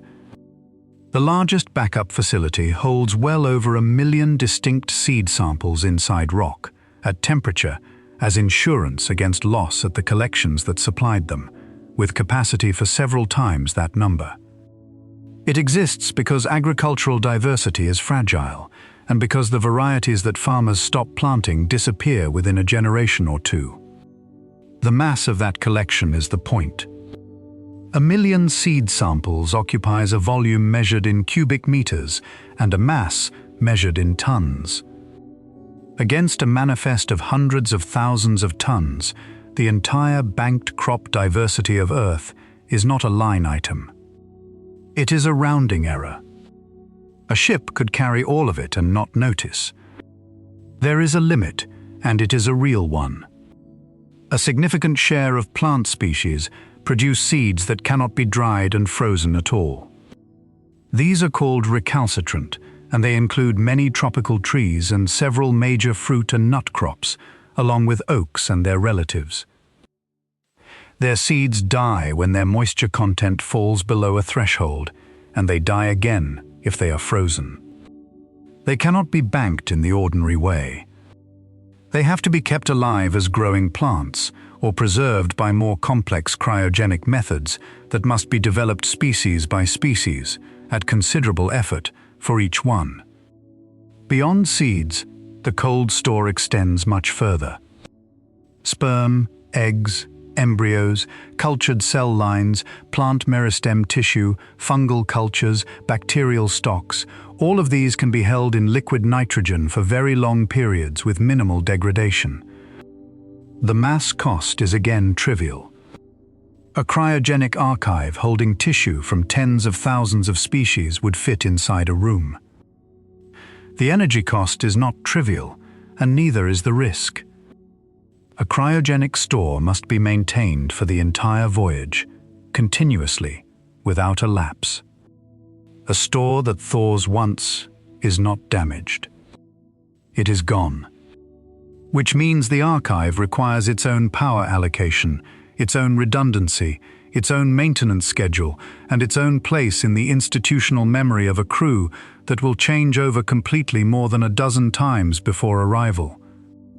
And there is a deeper problem with the cold store, which is the recovery problem. Every item in it is a promise that depends on infrastructure existing at the other end. A frozen embryo requires a compatible surrogate to gestate it, which means a living population of a closely related animal must already be aboard. A frozen cell line requires a laboratory, reagents, and someone who knows how to use them. A frozen fungal culture requires the specific substrate it eats. The archive is not a set of organisms. It is a set of instructions that only work if the machinery to execute them still exists, which brings the audit to its lightest and strangest entry. The cheapest possible way to carry a species is to carry the letters. A genome is a sequence, written in a 4-letter alphabet, and a sequence is data. Data has no meaningful mass at all. The complete sequenced record of every species yet sequenced would occupy a data volume that fits comfortably inside a small, heavily shielded archive, duplicated several times over, at a mass cost that would round to zero against the atmosphere. By this measure, and only by this measure, the ship carries an enormous fraction of Earth. Possibly most of the biological information humanity has ever recorded. It is the one unit in which the answer to the title question is generous. And it is the unit that means the least, for a reason that is worth stating carefully rather than dismissively. A genome is a parts list. It is not an organism, and it is not even a complete description of one. It does not include the cell that reads it, and every cell alive today descends in an unbroken line from earlier cells because no one has ever built one from components. It does not include the epigenetic state, the pattern of chemical marks that determines which genes are switched on in which tissue at which moment, a pattern that is substantially inherited and is not written in the sequence. It does not include the microbial community that many organisms cannot digest their food without. It does not include the parent that raises the young, or the population that teaches them what to be afraid of, or the environment that shaped the behavior without which the animal does not survive its first season. There is no established route from a sequence file to a living animal of a species that exists nowhere else. There are partial routes for a small number of organisms in laboratories using a closely related living relative as a starting point and a surrogate. That work is real, and it is impressive, and it is not the same thing. The difference between reading a genome and having an animal is not a gap in the technology. It is a gap in what a genome is. The digital half of the archive has a problem of its own, and it is not a biological one. Data does not survive on its own. Storage media degrade, file formats become unreadable when the software that understood them is gone, and error accumulates in any physical medium that is not actively checked and rewritten. 1,000 years is longer than any digital storage technology has existed, longer than most written scripts remain readable without specialist help, and far longer than any organization has maintained a continuous technical practice. Carrying 8 million genomes is easy. Carrying them in a form that someone 40 generations later can still open is a different engineering problem entirely, and it is one nobody has solved on Earth. So the honest description of the archive is not an ark. It is a memory. It preserves the description of Earth with extraordinary fidelity, better than any culture in history has preserved anything, and it preserves almost none of Earth's capacity to run. The ship departs, holding a complete account of a biosphere and a working sample of a few hundred species, and the space between those two things is not a problem awaiting a solution. It is the difference between a recipe and a meal, and it does not close by trying harder. There is one more consideration, and it changes what the archive is actually for. Seeds do not stay viable forever. Viability declines along a curve that depends on species, moisture and temperature, and even at bank conditions the curve eventually bends down. Across a 1,000-year voyage, a seed collection cannot simply sit in a freezer. It has to be germinated in rotation, grown out, reharvested and rebanked, species by species, on a schedule that runs continuously for the entire crossing. The seed bank is not a warehouse. It is a garden operating on a very slow clock, and it requires people, growing area, and attention forever. Cosmic radiation makes it worse. Stored genetic material accumulates damage from high-energy particles continuously, and unlike a living cell, a frozen sample cannot repair itself. Every year in transit degrades the archive slightly, which means the collection needs shielding at least as good as the cruise, more mass, taken from somewhere else. Which suggests that the archive's real value may not be resurrection at all. Its most likely use is far more mundane and far more frequent. The ship's crop populations are small, and small populations lose traits. When a variety aboard turns out to have lost its resistance to something, or its tolerance for a condition that has drifted, the freezer is where the ship goes to find the trait again. The library is not primarily a backup of Earth. It is a spare parts bin for a garden that is slowly forgetting things. Some of Earth cannot be carried in any quantity at all, at any mass budget, by any ship. Not because it is too heavy, but because the thing that makes it work is its size. Shrink it, and it does not become a smaller version of itself. It stops existing. Weather is the clearest example. Weather is a heat engine, driven by the uneven heating of a rotating sphere with an ocean on it. Warm air rises at the equator, moves toward the poles, cools, sinks, and returns, and the rotation of the planet twists those cells into the wind patterns that move moisture around the surface. Every part of that depends on the scale of the thing it is happening to. Reduce the diameter and the circulation cells have nowhere to form. There is no small weather. A habitat has air handling, fans, ducts, humidity control, filters. It does not have weather, and no amount of engineering will produce weather in a volume that small. Ocean circulation is the same story on a longer timescale.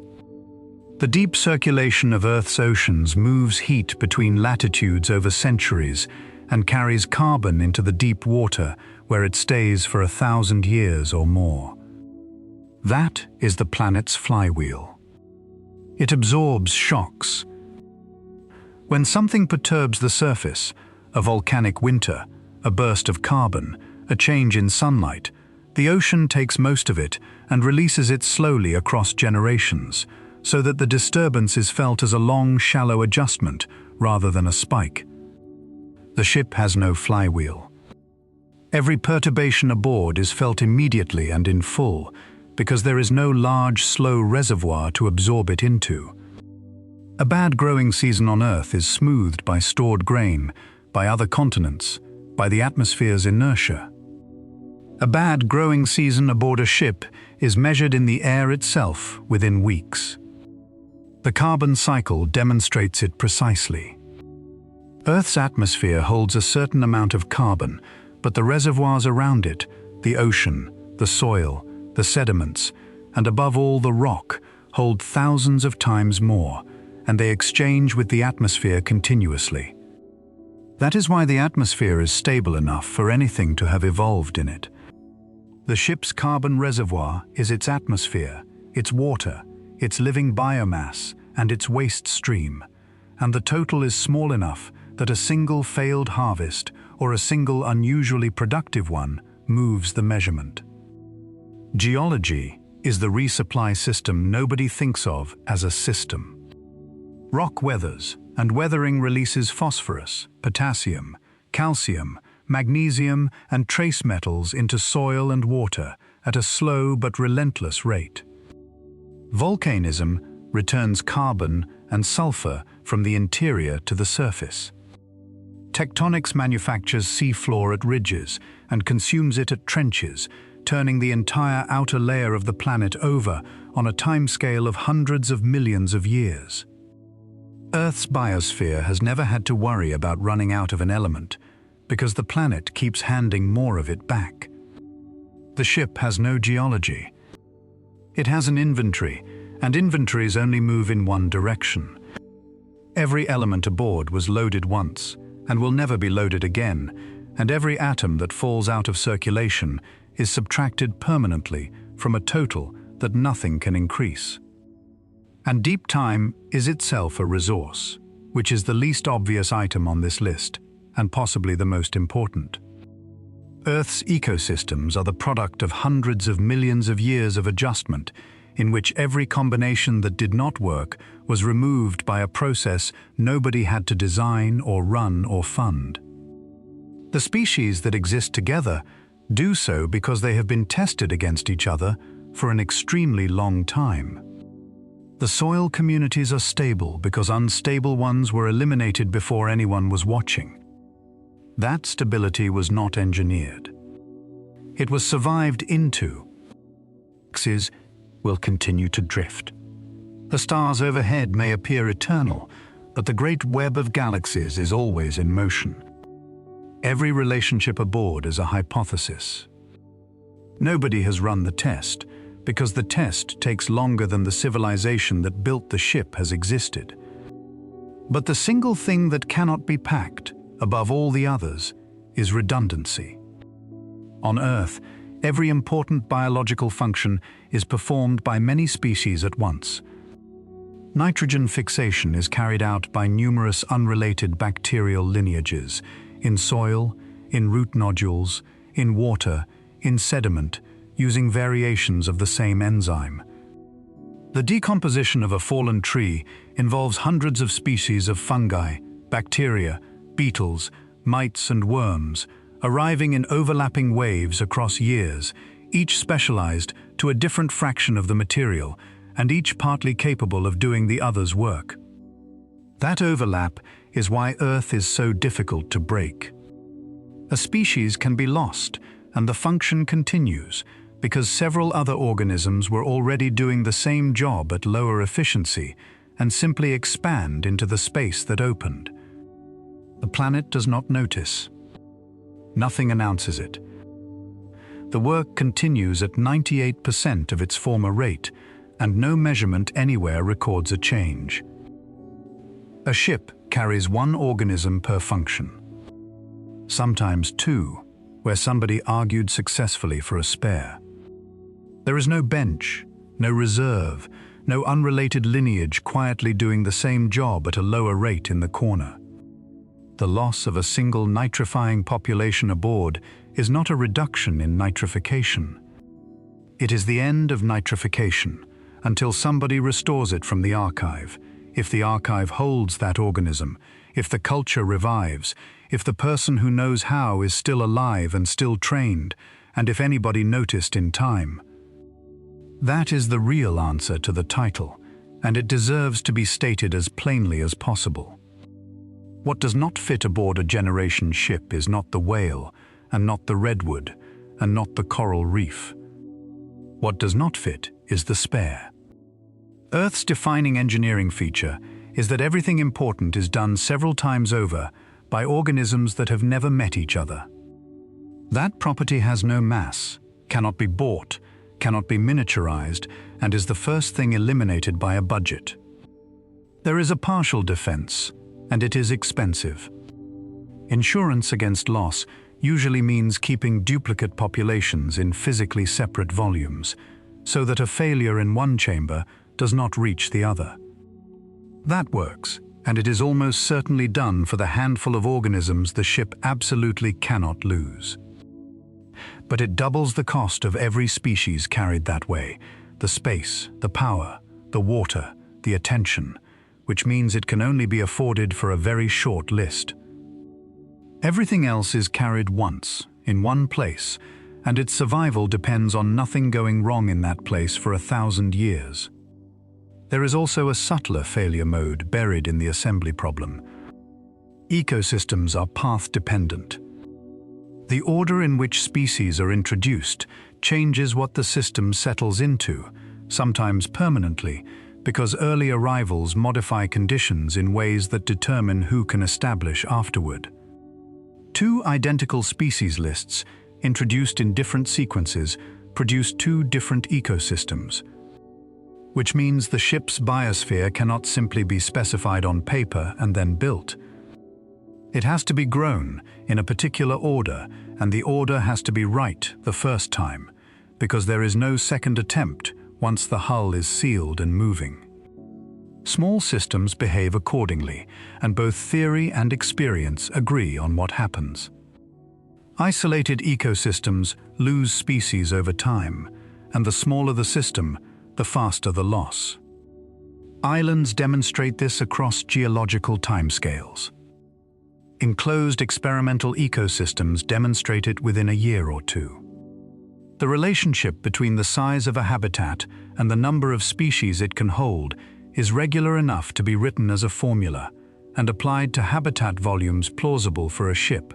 The formula predicts continuous attrition regardless of how well the system is managed. Trophic cascades follow the same logic. On Earth, the loss of a predator or a prey species propagates through a food web that has many alternative pathways, and the effect is damped as it spreads. In a system containing a dozen animal species and 40 plant species, there are no alternative pathways. Every link is the only link. And below a certain population size, random chance alone becomes lethal. A species does not need to be under pressure to disappear from a small population. It only needs a run of bad luck in a few consecutive generations. Minimum viable population sizes for many organisms run to hundreds or thousands of individuals, which for most of the manifest is simply unaffordable. Which means a great deal of what a ship carries sails permanently below its own long-term viability threshold, held above zero by management rather than by numbers, from the day it departs. Everything before this part is arithmetic. This part is the record. People have already sealed volumes and asked them to behave like pieces of earth, and the results are on file, and they are not what anyone expected. The most ambitious attempt enclosed a little over a hectare of ground beneath glass and steel, roughly 200,000 cubic meters of sealed volume, and filled it with a rainforest, a savanna, a desert, a mangrove wetland, a small ocean with a living coral reef, and an agricultural zone.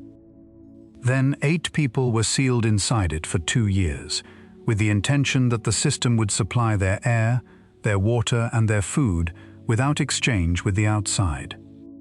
Within roughly 16 months, the oxygen concentration inside had fallen from the normal 21% to around 14%. That is the equivalent of moving from sea level to an altitude above 4,000 meters, and doing it slowly enough that nobody could point to a day when it happened.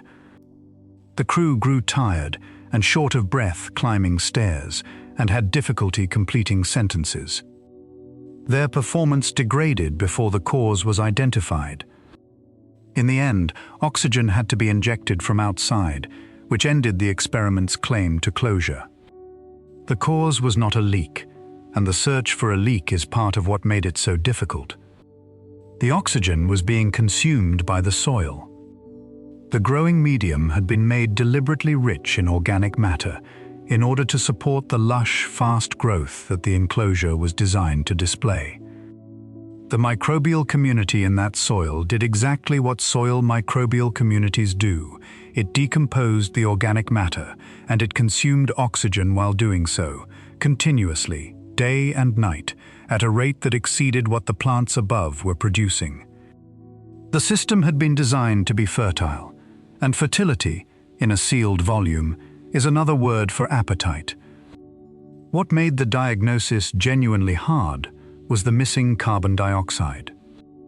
Decomposition consumes oxygen and releases carbon dioxide in roughly equal measure, so the carbon dioxide concentration should have climbed as the oxygen fell. It did not climb nearly enough. The reason turned out to be the structure itself. Large quantities of uncured concrete were absorbing carbon dioxide out of the air and locking it away permanently as carbonate. The system was losing oxygen into a chemical sink that nobody had put on the manifest because nobody had thought of the building as a participant in the chemistry. That is the single most useful lesson in the entire record, and it generalizes past concrete. In a closed system, everything is part of the system. The walls are part of the system. The paint is part of the system. The sealant around a window is part of the system, and any of them may be quietly consuming or releasing something that the design assumed was conserved. The biological outcome inside the enclosure was equally instructive. Every pollinating insect species introduced died out. Vines overgrew large areas and had to be cut back constantly. Populations of a small number of opportunistic insects, ants and cockroaches among them, expanded enormously and became a serious nuisance. The great majority of the vertebrate species introduced were gone before the 2 years were up.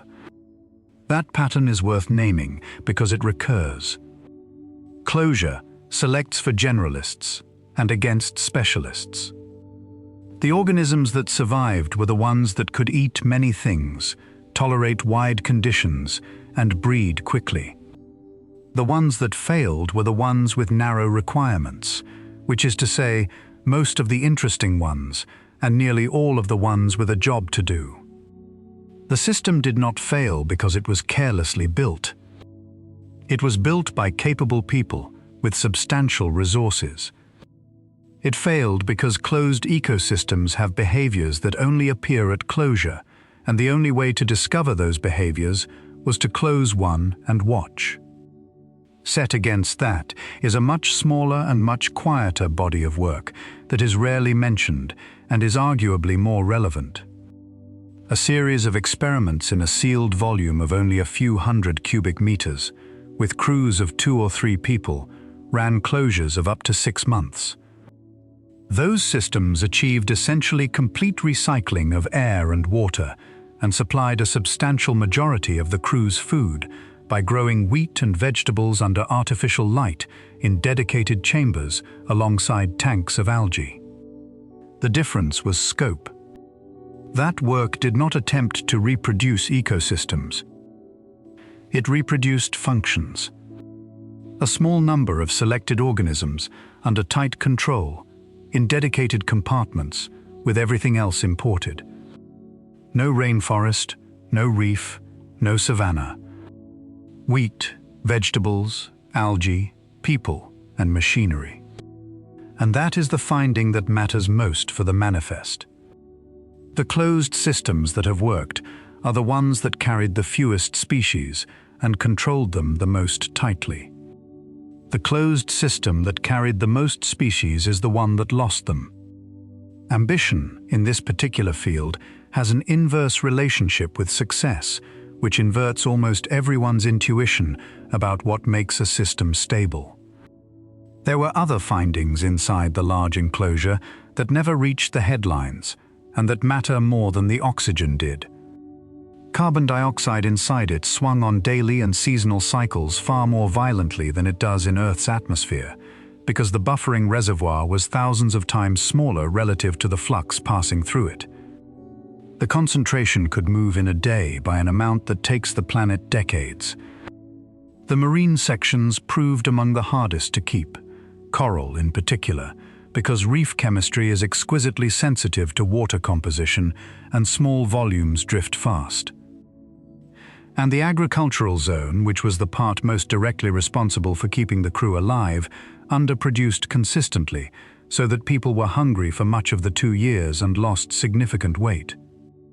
Alongside both of these sits the operational record from orbit, which is the only closed-loop life support that has run continuously for decades. Long-duration orbital habitats now recover on the order of 90 to 98% of their water, using distillation of urine, condensation of humidity from cabin air, and multi-stage filtration of everything that results. Oxygen is generated by splitting water with electricity, not by plants. Carbon dioxide is removed chemically, and a portion of it is reacted with hydrogen to recover additional water, with the leftover carbon vented overboard as methane. Food is not recycled at all. It is delivered. There is no system anywhere in operation that closes the food loop, and no system that has ever tried to at the scale a population would require. Which is the entire gap between what has been built and what a generation ship needs, stated in a sentence. Existing life support keeps people alive by consuming stored supplies efficiently. A biosphere regenerates the supplies. Everything humanity has built so far is the first kind of thing. What is being built toward is neither a glass house nor a tank farm, but something in between, and its shape is already visible in current research. The architectures under development are chains of specialized compartments rather than ecosystems. An anaerobic stage that liquefies organic waste. A bacterial stage that processes what the first stage produces. A nitrifying stage that converts ammonia through to nitrate. A photosynthetic stage running algae or cyanobacteria for oxygen and biomass. A higher plant stage growing crops. And the crew at the end of the chain consuming the output and returning the waste to the beginning. Every compartment is monitored. Every organism in it is known, and there are very few of them. Every input and output is specified, measured and controlled. This is not agriculture, and it is not ecology. It is chemical engineering that happens to use living catalysts. And that is almost certainly what a real generation ship would carry. Not a miniature Earth, because miniature Earths have been attempted, and they lose their species, and then their oxygen. Instead, a set of specified biological machines doing the essential conversions under supervision, with a small living ecosystem alongside them, soil, plants, a few animals, a place with dirt in it, carried partly as a buffer against the machines failing, and partly because people need somewhere to be that is not a compartment in a diagram. The manifest is not a photograph. It is a starting condition, and starting conditions do not hold. So the last thing to do before answering the question is to follow the cargo forward, across centuries, and ask what is actually in the hold when the ship arrives. Every population isolated at small numbers loses genetic variation over time, and the mechanism is not dramatic. Rare variants simply fail to be passed on. In a large population, a variant carried by one individual in 10,000 still appears in the next generation because there are many thousands of individuals. In a population of 200, that same variant is carried by nobody, or by one animal that happens not to breed, and it is gone. Nothing selected against it. It was not disadvantageous. It was merely rare in a sample too small to hold it. The loss is permanent because there is no immigration. On Earth, small populations are constantly topped up by individuals wandering in from elsewhere, and that trickle is what keeps island and fragment populations viable far longer than their own numbers would suggest. Aboard a ship, there is no elsewhere. Every population is the whole of its species, forever. And the founding population was already a narrow sample. Whatever diversity existed in the source population but was not represented among the founders never boarded at all. The ship's genetic manifest was fixed before departure, at a level determined entirely by how many individuals of each species could be afforded, and it has been declining ever since. Selection aboard also runs differently, and this is the part that changes organisms rather than merely thinning them. The pressures that shaped every species on the manifest across millions of years are largely absent. There are no predators. There is no drought. There are no seasons unless somebody manufactures them. There is no competition from wild relatives, no migration, no scarcity that arrives without warning. Traits maintained by those pressures decay because maintaining a trait costs something, and nothing is checking whether it still works. Defenses go first. Then behaviors that only matter in circumstances that no longer occur. Then the physiological reserves that were held against conditions the ship does not produce. Meanwhile, new pressures appear that nothing aboard has ever encountered. Constant illumination cycles set by a schedule rather than by a sky. Altered gravity, depending on how the habitat is built. Carbon dioxide at concentrations that would be unusual anywhere on Earth. Permanent proximity to the same individuals. A diet that never varies. Chronic low-level radiation exposure that no shielding entirely removes. These are not hardships in the ordinary sense, and some of them are not noticed at all. They are simply the conditions under which every generation aboard is now being sorted. The crops feel it fastest because they turn over fastest and because they are being selected deliberately on top of everything else. Crop plants are already the most heavily modified organisms on Earth, and aboard a ship the modification continues. Growers select seed from the plants that did best, cycle after cycle, as growers always have. What did best is now defined by the ship's lighting, the ship's atmosphere, the ship's growing media, the ship's pests, and the ship's schedule. After several hundred plant generations under those conditions, the wheat aboard is not the wheat that departed. It is a landrace adapted to a machine, and it may not be capable of growing anywhere else. The same applies to the fish, to the insects, and above all, to the microorganisms, which turn over on timescales of hours and drift correspondingly further. The microbial community in the soil, in the water systems, in the waste processing and inside the people themselves may be measurably distinct within a single human generation and unrecognizable across 40.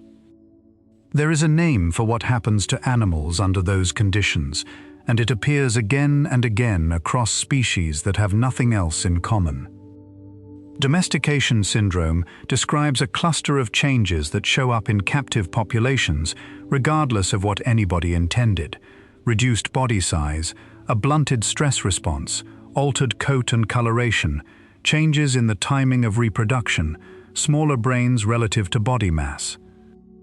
It appears in animals bred deliberately and in animals merely kept. There is no reason to expect the ship's fish or its birds or its insects to be exempt, and no particular reason to consider it a problem, except that it means the animals aboard at arrival are not the animals described in the manifest. Drift can be slowed, and a serious ship would try. Planned pairings rather than random ones can hold on to variation for far longer than nature manages in a population that size. Stored gametes can be reintroduced from the archive at intervals. effectively bringing back individuals from the founding generation to breed with their own distant descendants. Populations can be split into subgroups that are deliberately kept apart and then exchanged on a schedule, which preserves diversity better than a single mixed pool. All of those work. All of them require an institution that maintains records, understands why the records matter, and continues the program without interruption across 40 generations of people who will never meet the ones who started it. The genetic management of the ship's biology is therefore not a biological problem at all. It is an administrative one, and administrations are the least durable thing aboard. The pathogens drift too, and they drift alongside their hosts. An isolated population with a fixed set of hosts is an unusually clean laboratory for evolution, and the organisms that cause disease aboard at year 800 are descendants of organisms that boarded at departure, shaped by 800 years of the same immune systems. What they become is unpredictable in detail and entirely predictable in direction. They become specialists in exactly this population, in exactly this environment, and there is nowhere else for anybody to go. And there will be attrition, because there always is. Species will be lost. Some to disease that sweeps a chamber. Some to a mechanical failure, a pump, a light, a temperature excursion over a weekend that removes a population before anyone reaches it. Some to a slow decline that nobody notices until the numbers are too small to recover from. And some to nothing identifiable at all, a run of poor breeding seasons in a population of 100, and then a population of 40, and then a population that exists in the records and nowhere else. Each loss removes an organism and, more importantly, whatever function that organism was performing. Whether the ship can replace the function depends on three things in sequence: whether that organism was carried in duplicate somewhere else in the hull, whether the archive holds viable material, and whether anyone still possesses the technique to revive it and the recognition that it needs reviving. Those three conditions are independent, and each of them degrades over centuries. Which means the manifest on arrival is a subset of the manifest at departure. Not a changed set, a subset. The direction is one way, because there is no source of new species anywhere between the stars. The ship departs with the greatest biological diversity it will ever have, on the first day, and every day after that the number is equal or lower. So what steps off at the far end is not a piece of Earth. It is something descended from Earth. A few hundred lineages that have spent 1,000 years adapting to a machine, tended by people who have spent the same 1,000 years adapting to the same machine, carrying an archive that describes in exhaustive detail a planet that nobody aboard has ever stood on. The crops are ship crops. The bacteria are ship bacteria. The people are the 40th generation of a population that has never experienced weather, distance, or an animal it did not have to feed. The relationship between that system and Earth is not the relationship between a sample and its source. It is a relationship of descent. The ship does not carry Earth to another star. It carries Earth's child, and by the time the journey ends, that child is the only definition of Earth its passengers have ever had, the archive in the cold store being to them a very detailed description of somewhere else. The question can now be answered, and it has to be answered 4 times, because the 4 units from the beginning of this episode have not converged. They have moved further apart. By mass, the answer is effectively none.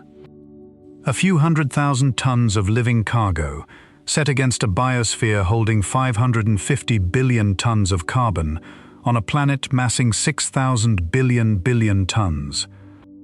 The fraction is somewhere around 1 part in a million of 1%, and stating it more precisely adds nothing. On the scale of the object being measured, the ship carries a smear. By species, the answer is a few hundred living populations, perhaps a couple of thousand if the microbial inventory is counted honestly rather than assumed, against a described catalogue of 2 million and a true total estimated at 8.7 million or more. That is well under 1/10 of 1%. But the selection is not a sample.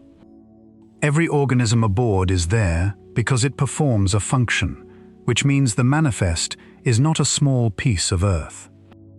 It is a working extract, chosen the way a mechanic chooses tools. By genetic information, the answer inverts entirely. A well-built archive carries the sequences of everything that has ever been sequenced, in a volume smaller than a person, at a mass that would round to zero against the atmosphere. By this measure, the ship carries most of what humanity knows about the biology of its own planet. It is the one unit in which the answer is generous, and it is the unit in which the answer means the least, because a sequence is a description, and a description does not metabolize. And by function, the answer is none. Not a small share, none. The ship carries no weather, because weather requires a planet's diameter to exist at all. It carries no ocean circulation, no 1,000-year buffer, no slow carbon reservoir in rock and sediment. It carries no geology, and therefore no resupply of any element, ever. It carries no deep time, no era of testing that removed the combinations that did not work. And above all, it carries no redundancy, no second organism quietly performing the same job at lower efficiency, waiting for the first one to fail. Every process that Earth performs unattended, the ship performs deliberately and forever, which suggests the most useful way to state the whole finding. A generation ship is not a small Earth. It is a working model of the parts of Earth that people cannot live without, assembled from the fewest possible components, and operated continuously by hand. And that last clause is the one that matters, because it identifies what Earth actually is. Earth's defining property is not its contents. It is not the number of species, or the mass of the biosphere, or the depth of the soil. Earth's defining property is that it keeps going without being tended. Nobody manages the nitrogen cycle. Nobody schedules decomposition. Nobody notices when a species of soil bacterium disappears and something else takes over its work by the following season. The planet has never once required attention, and it has been running the whole operation for billions of years, while nothing was watching. Nothing aboard the ship has that property. Nothing aboard ever will.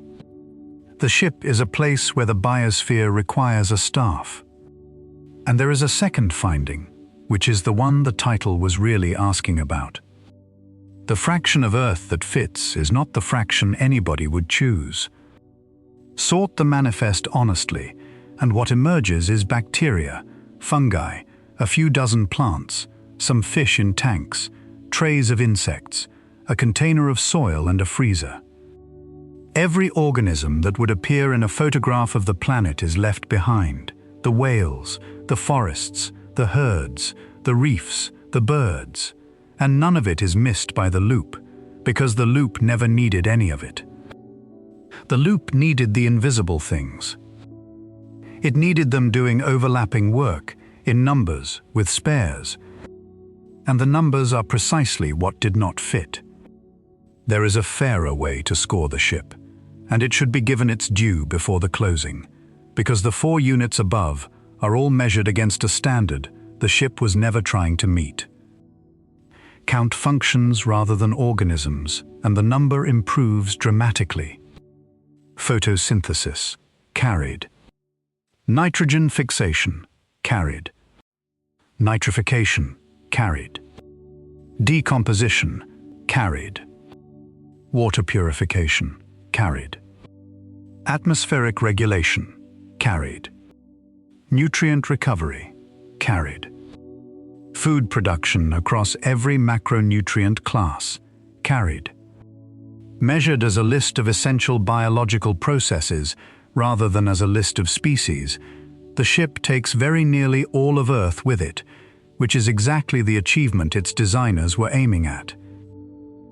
The failure is not in the functions. It is in the depth behind each one.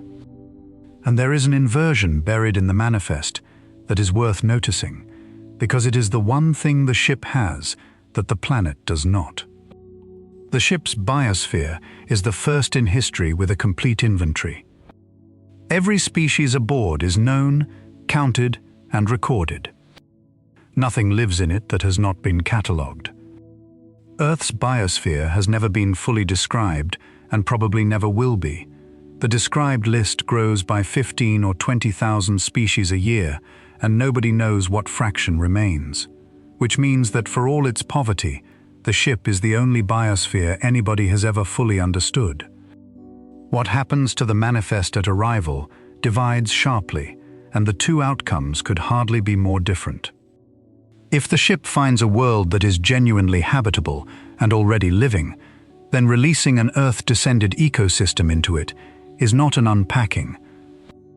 It is an introduction of the kind that has gone badly every time it has been attempted on a smaller scale, and the decision about whether to do it at all belongs to a different and much longer discussion. And if the ship finds nothing habitable, which is the more likely outcome for most destinations, then it keeps its manifest permanently. The living cargo stays what it is, in the hull, indefinitely, with no far shore to be released onto.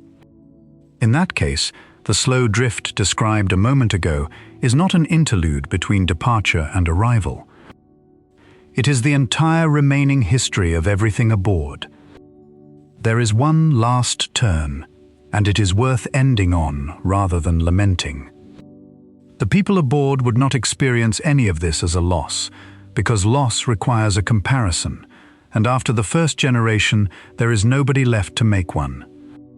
A child born in the 3rd century of the voyage does not look at trays of crickets and a tank of algae and see a diminished Earth. That child sees Earth. The list is not what was left out. The list is what there is, and it is complete, and it is the only version that has ever been in front of anyone alive. And the archive in the cold store, the sequences of 8 million species, the seeds of crops nobody aboard has grown, the frozen tissue of animals that exist only as records, the detailed description of an ocean, is not a memory of home for them. It never was. It is a catalogue of somewhere else, kept carefully, for reasons their ancestors wrote down and they have taken on trust. So the ship goes out carrying almost nothing of Earth by weight, and nearly all of it in description. A few hundred quiet lineages doing the work of millions. A frozen library that nobody aboard will ever need to open. And somewhere far behind it, the planet all of this was measured against keeps turning, running every one of those processes at once, at full scale, with all its redundancy intact, unattended, for no one in particular. Let your breathing slow.